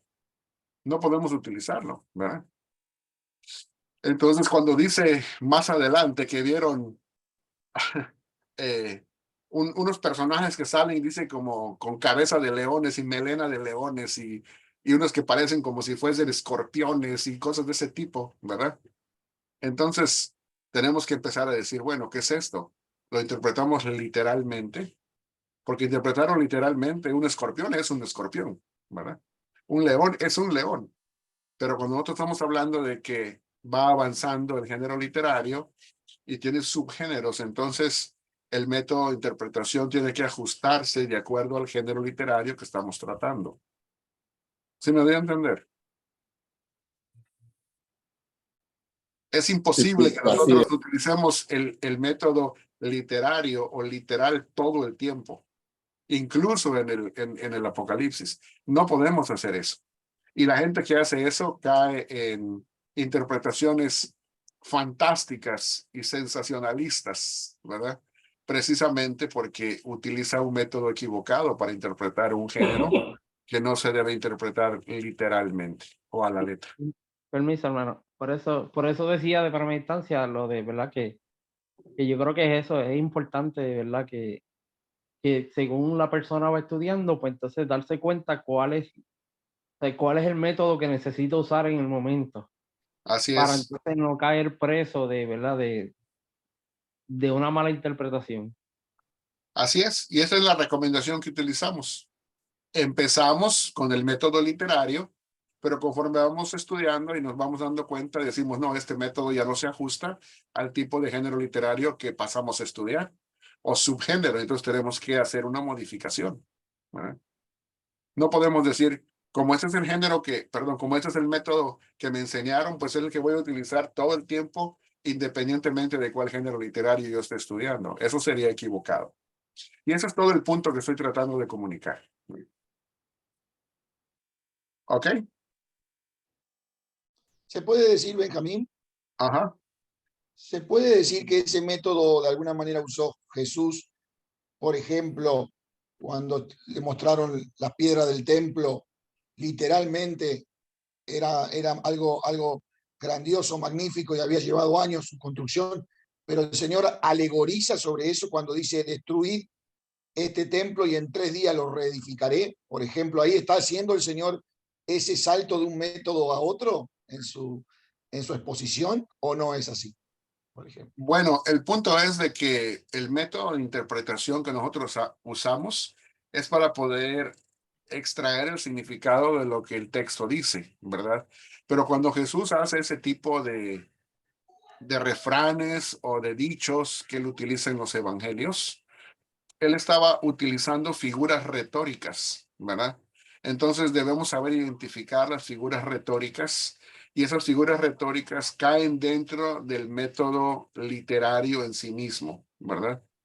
Entonces, por ejemplo, cuando Jesús dijo, bueno, yo les digo que si ustedes no hacen esto, dice, aún las piedras clamarían. Pero nosotros sabemos que las piedras no pueden clamar, ¿verdad? Entonces, pero está utilizando una figura retórica, una figura de lenguaje, ¿verdad? Claro. Lo mismo aquí, o sea, como diciendo, destruir este templo físico y en 3 días lo levantaré, pero dice, pero ahí está hablando del templo de su cuerpo. Entonces, de lo que estaba hablando era de una tipología. El templo de Jerusalén era un tipo del templo de él, de su cuerpo. Claro, sí, sí, sí, sí, claro. Ahora, claro, no significa que estaba alegorizando, sino que estaba utilizando una figura del lenguaje que es el tipo, la tipología, ¿verdad? Entonces, a manera de ejemplo. Y es ahí donde debemos saber entrarle al texto de la manera correcta, ¿ok? Ok, entonces vamos a continuar. Gracias a todos por compartir, pero todavía nos falta una parte de la clase y no quiero que se nos vaya el tiempo y que no cubramos esa parte porque es muy importante. Ok, vamos allá.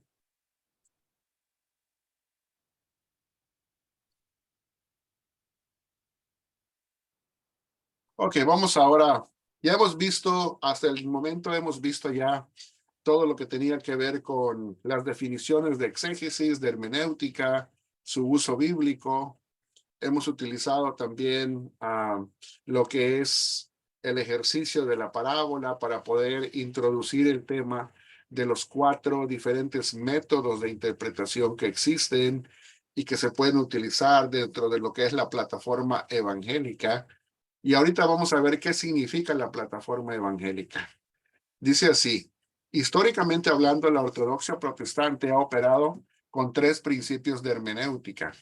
Ha aceptado, 1, el principio filológico o gramatical, vigorosamente endosado en el tiempo de la Reforma, pero que no había trabajado dentro de un sistema, sino hasta en los tiempos posteriores a la Reforma. Ese es el primer principio. El segundo principio al cual se aboca la plataforma evangélica es el principio psicológico, de que la iluminación del espíritu es necesaria para el entendimiento de la palabra de Dios, y que ha hecho esto en base a que la palabra de Dios es espiritual y puede ser percibida únicamente por el hombre espiritual. Y tercero, es el principio sobrenatural. Y eso significa que ha tomado lo milagroso de la escritura como habiendo ocurrido verdaderamente. O sea que los milagros ocurrieron milagrosamente, valga la redundancia, en forma sobrenatural, y que esto es algo que ocurrió en realidad dentro de la historia. Entonces, eso significa que la plataforma evangélica se sostiene sobre 3 principios: el principio filológico o gramatical, el principio psicológico de la iluminación por el Espíritu Santo y el principio de lo sobrenatural o lo milagroso. Ahora veamos eso, cómo se compara, o mejor dicho, cómo se contrasta con los 3 principios de la plataforma liberal. Y dice aquí: el liberalismo religioso ha aceptado el principio filológico o gramatical, es decir, el número 1, pero ha negado los principios de lo psicológico y lo sobrenatural. Es decir, ha negado el 2 y el 3 de la ortodoxia protestante. Y en su lugar ha puesto los estudios históricos, culturales y sociológicos desde un punto de vista racionalista. Si el intérprete supiera comprensivamente el ambiente, dicen los que tienen ese tipo de plataforma liberal, podría explicar más bien exhaustivamente la forma particular de los libros bíblicos. O sea que al presente y en el campo de lo que es la cultura latina en el cual vivimos, desde lo que es la gente en la etnia de cultura latina en la cual nos desenvolvemos, podemos encontrar, como lo dije desde aquel curso que tuvimos que se llamaba Crisis en la Teología Contemporánea, podemos ver que hay 2 plataformas que se están básicamente lidiando en el campo de batalla de lo que es la preferencia interpretativa de aquellos que se acercan al estudio bíblico. Está la plataforma evangélica y está la plataforma liberal. Entonces, veamos cuál es la plataforma evangélica. Ya hemos visto que tiene 3 principios: desde el principio gramatical, el principio psicológico o de la iluminación por el Espíritu Santo, y el principio sobrenatural en cuanto a que aceptamos lo milagroso. Entonces, sobre estos 3 principios básicos descansa cualquier método de los que hemos mencionado. O sea que puede ser que yo utilice el principio literal, pero sigo siendo evangélico porque me sostengo sobre la plataforma evangélica. Puede ser que yo utilice el principio de la metodología histórica, perdón, y todavía sigo siendo evangélico. ¿Por qué? Porque me sostengo sobre la plataforma evangélica, me suscribo a esos tres principios. O si soy alegórico, lo mismo, y lo mismo sería para lo metafórico. La clave está en que los tres principios permanecen inamovibles en nuestra manera de acercarnos o de enfocarnos a la escritura y la forma en que la respetamos, porque pensamos que es palabra inspirada divinamente. Entonces, al creer que esto es así y al estar ciertos en nuestra manera de entenderlo, que así es, entonces podemos ver que podemos tener diferentes métodos interpretativos, pero todos caemos todavía dentro del campo evangélico. Ahora bien, es importante hacer notar que aunque existen 4 métodos diferentes en lo que es la aproximación en cuanto a metodología, no significa que los 4 puedan aplicarse de igual manera a un pasaje bíblico. O sea que la interpretación correcta de un pasaje va a ser, si usamos el método literal o histórico o alegórico o metafórico, solamente utilizando uno de ellos. Tenemos que encontrar cuál es el correcto. No quiere decir que los 4, si procedemos a hacer una interpretación, no quiere decir que los 4 están correctos y que el pasaje pudiera significar 4 cosas diferentes. Interpretativamente no. Por aplicación, después de que ya hayamos obtenido ese único significado, dependiendo del método de interpretación correcto, que es uno a su vez, entonces ya podemos hacer aplicaciones legítimas. Pero aquí nada más quería mostrar cómo estos 4 métodos, aún entre nosotros mismos, los practicamos hace un rato, y de todas maneras somos participantes de la misma plataforma evangélica, porque aunque tengamos diferente método, todos nos suscribimos a estos 3 principios y respetamos esos 3 principios. Ahora, en la plataforma liberal, que en eso nos vamos a enfocar la próxima quincena, cuando tengamos la clase, nos vamos a dar cuenta de que no es así. Y para poder avanzar más en lo que es la plataforma evangélica, pueden leer las páginas 77 a 108 de lo que es el libro La interpretación bíblica protestante por Bernard Ramm. Ok, vamos a parar un momentito y vamos a ver si hay alguna pregunta sobre los 4 métodos de interpretación o los 3 principios de la plataforma evangélica. Espero haya sido yo claro en esa parte.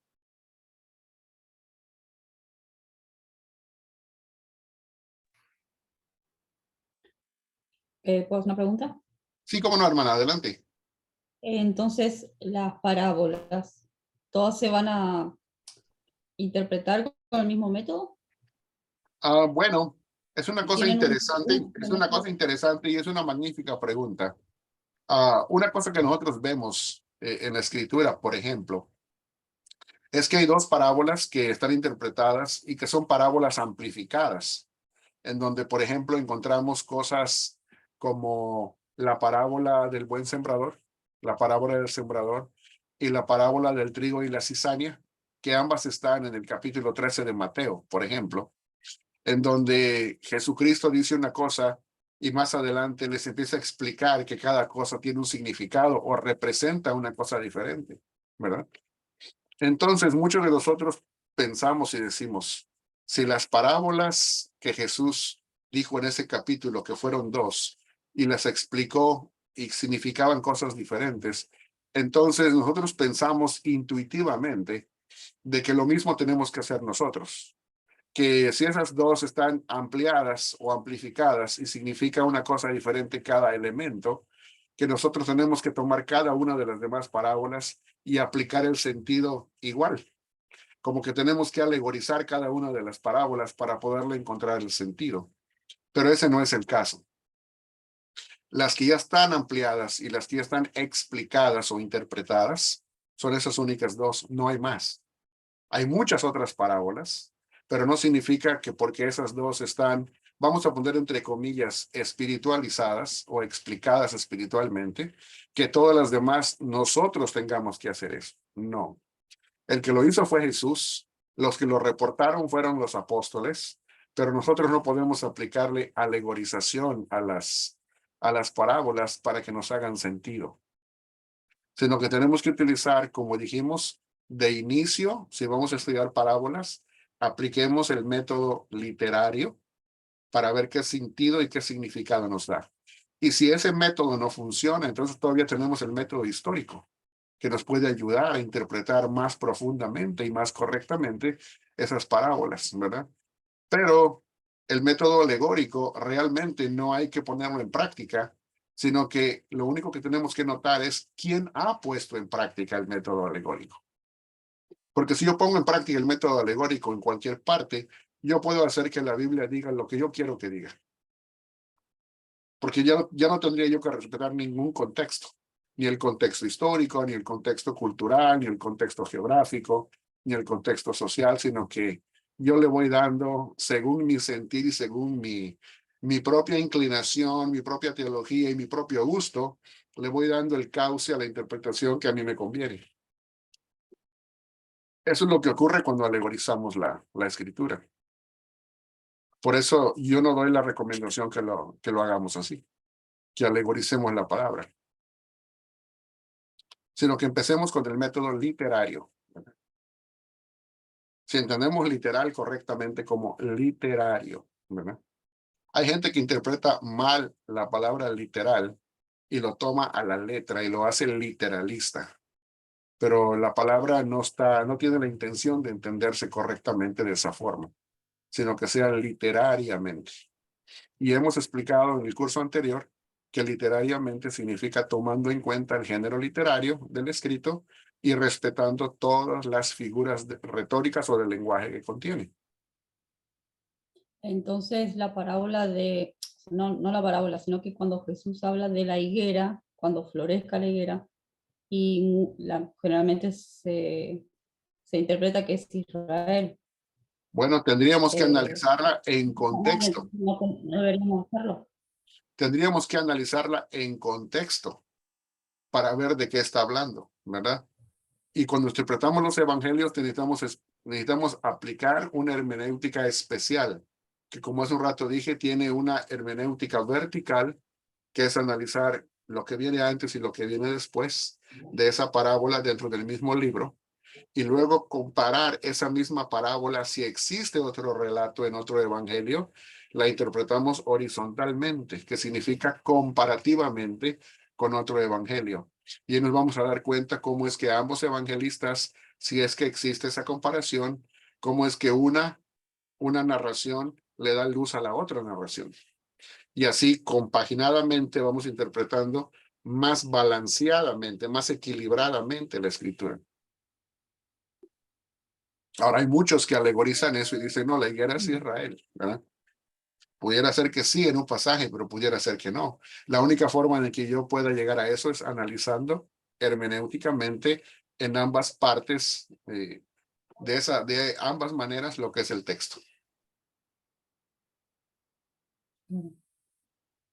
Es así como lo hicimos hace un rato. ¿Se acuerdan cuando preguntó el hermano Gustavo? Y dijo, bueno, pues yo veo que dice esto. Bueno, vamos a analizar lo que dice antes, lo que dice después.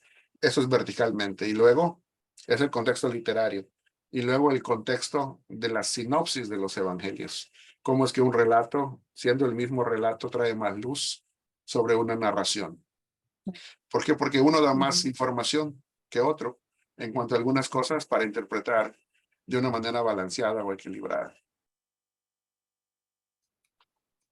Pero muy buena pregunta. Gracias por ella.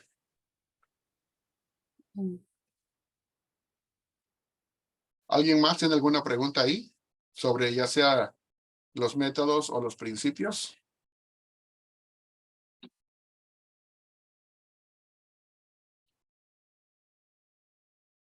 Bueno, si no, entonces vamos a ir hacia adelante. Nos queda un poquito de clase, ¿verdad? Que quiero compartir con ustedes. Y al final, si tienen alguna última pregunta, con todo gusto la pueden hacer. Seguimos aquí.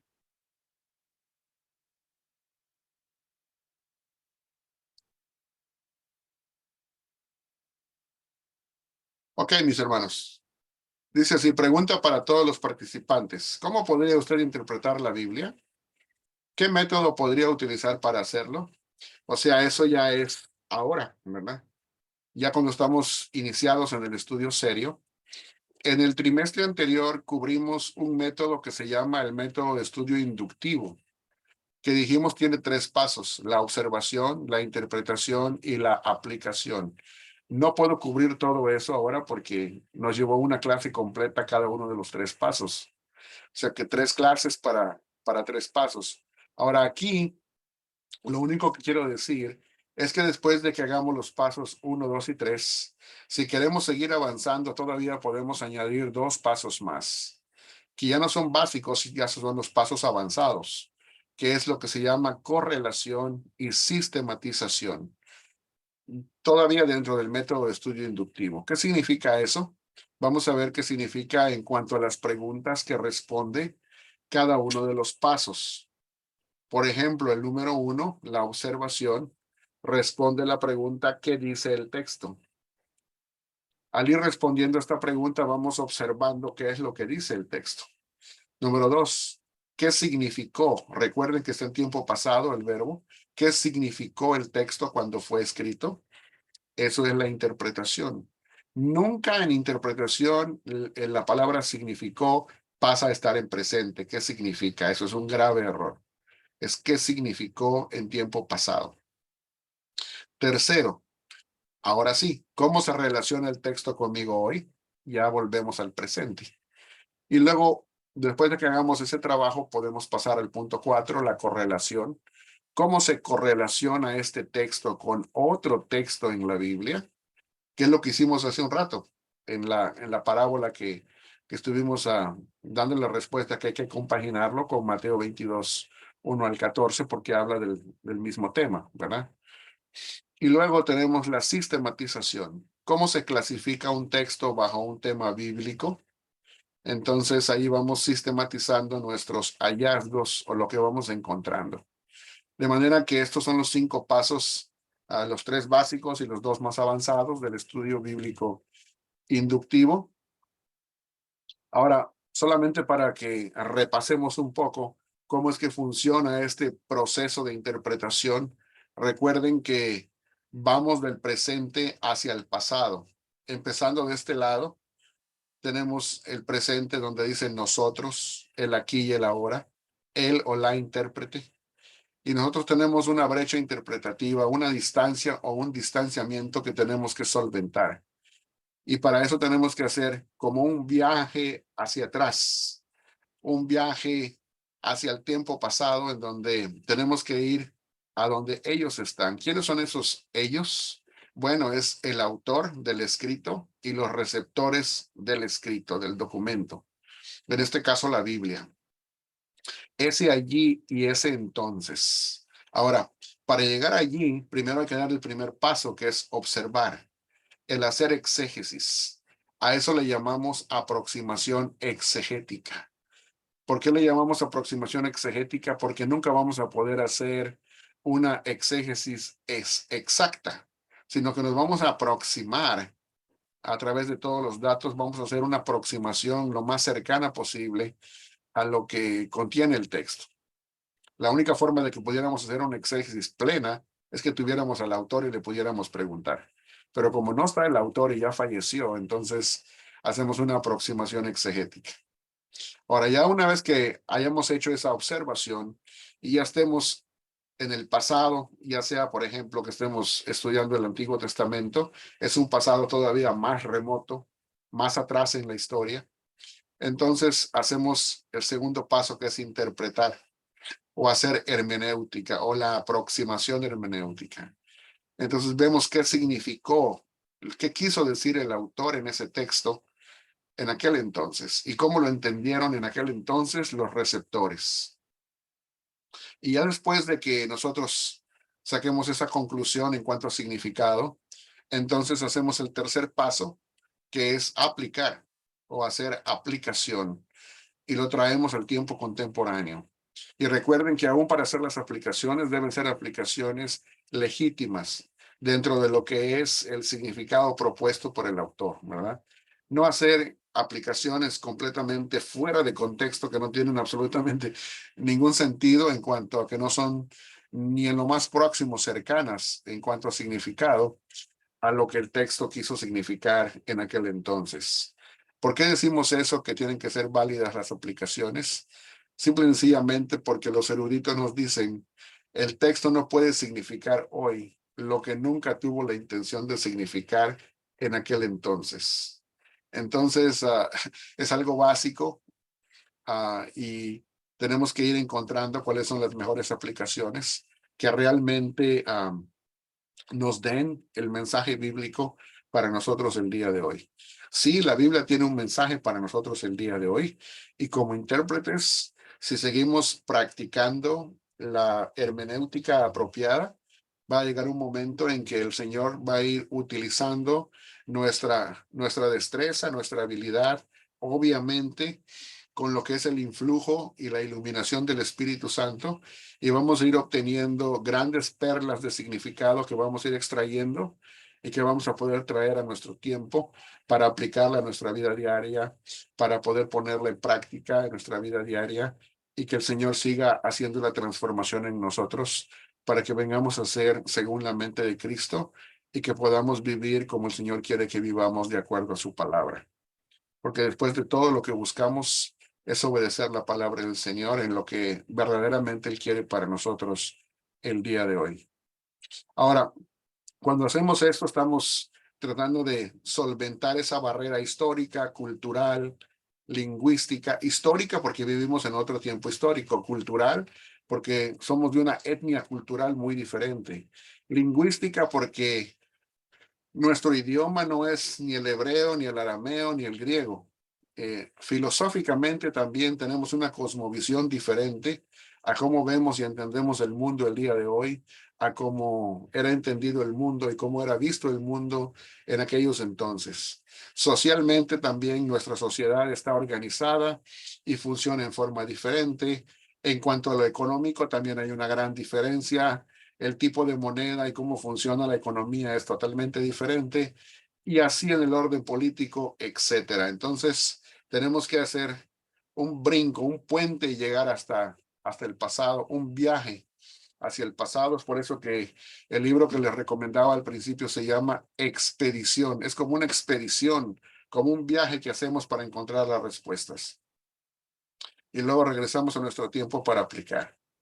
Bueno, entonces, ¿tenemos alguna pregunta sobre el método de estudio inductivo en cuanto a los dos pasos extras de correlación y sistematización? Y después vamos a pasar a los comentarios finales, que es lo que tenemos ya a última instancia. Y déjenme nada más rápidamente comunicarles cuál fue la bibliografía. Tenemos el interlineal académico del Nuevo Testamento de Francisco Lacueva y Juan Carlos Ceballos. Tenemos el nuevo léxico griego-español del Nuevo Testamento de Jorge Fitch McKibben. Tenemos la léxico concordancia del Nuevo Testamento en griego y español de Jorge Parker. El diccionario de hermenéutica de James Hernando. El diccionario de teología contemporánea de Bernard Ram. Y pues eso es todo. Paz y bendiciones. Shalom Ubrahot. Y regresamos en este momento para cualquier pregunta y comentario final.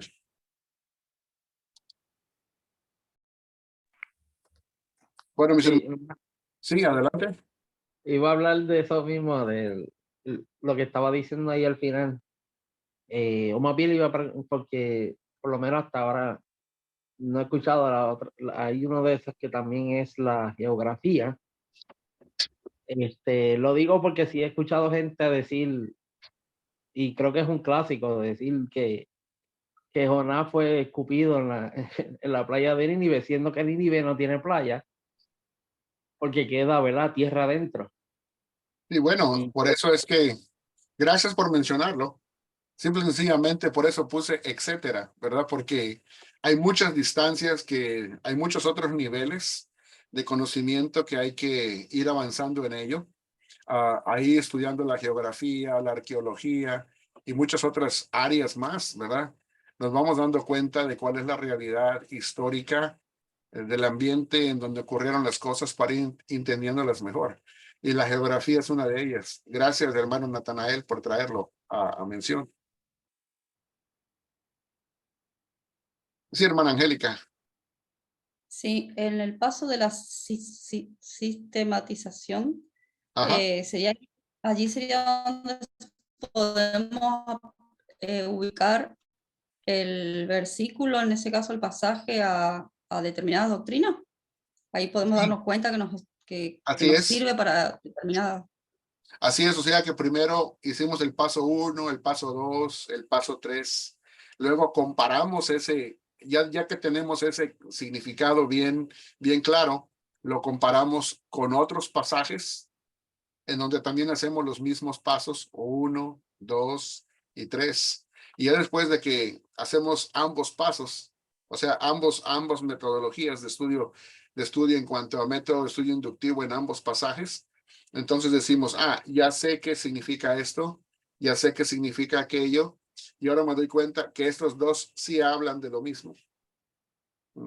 O me doy cuenta de que después que hice mi estudio, yo pensé que hablaban de lo mismo, pero ahora me doy cuenta que hablan de dos cosas diferentes. Entonces, una vez que ha hecho ese proceso, entonces uno puede decir, correlaciono, y después de que correlaciono, sistematizo. Entonces yo puedo decir, estos hablan de este mismo tema. Después de haber hecho todo el proceso.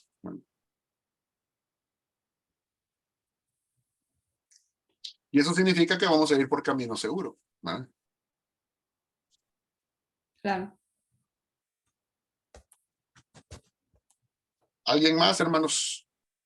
¿Alguna pregunta? ¿Algún comentario?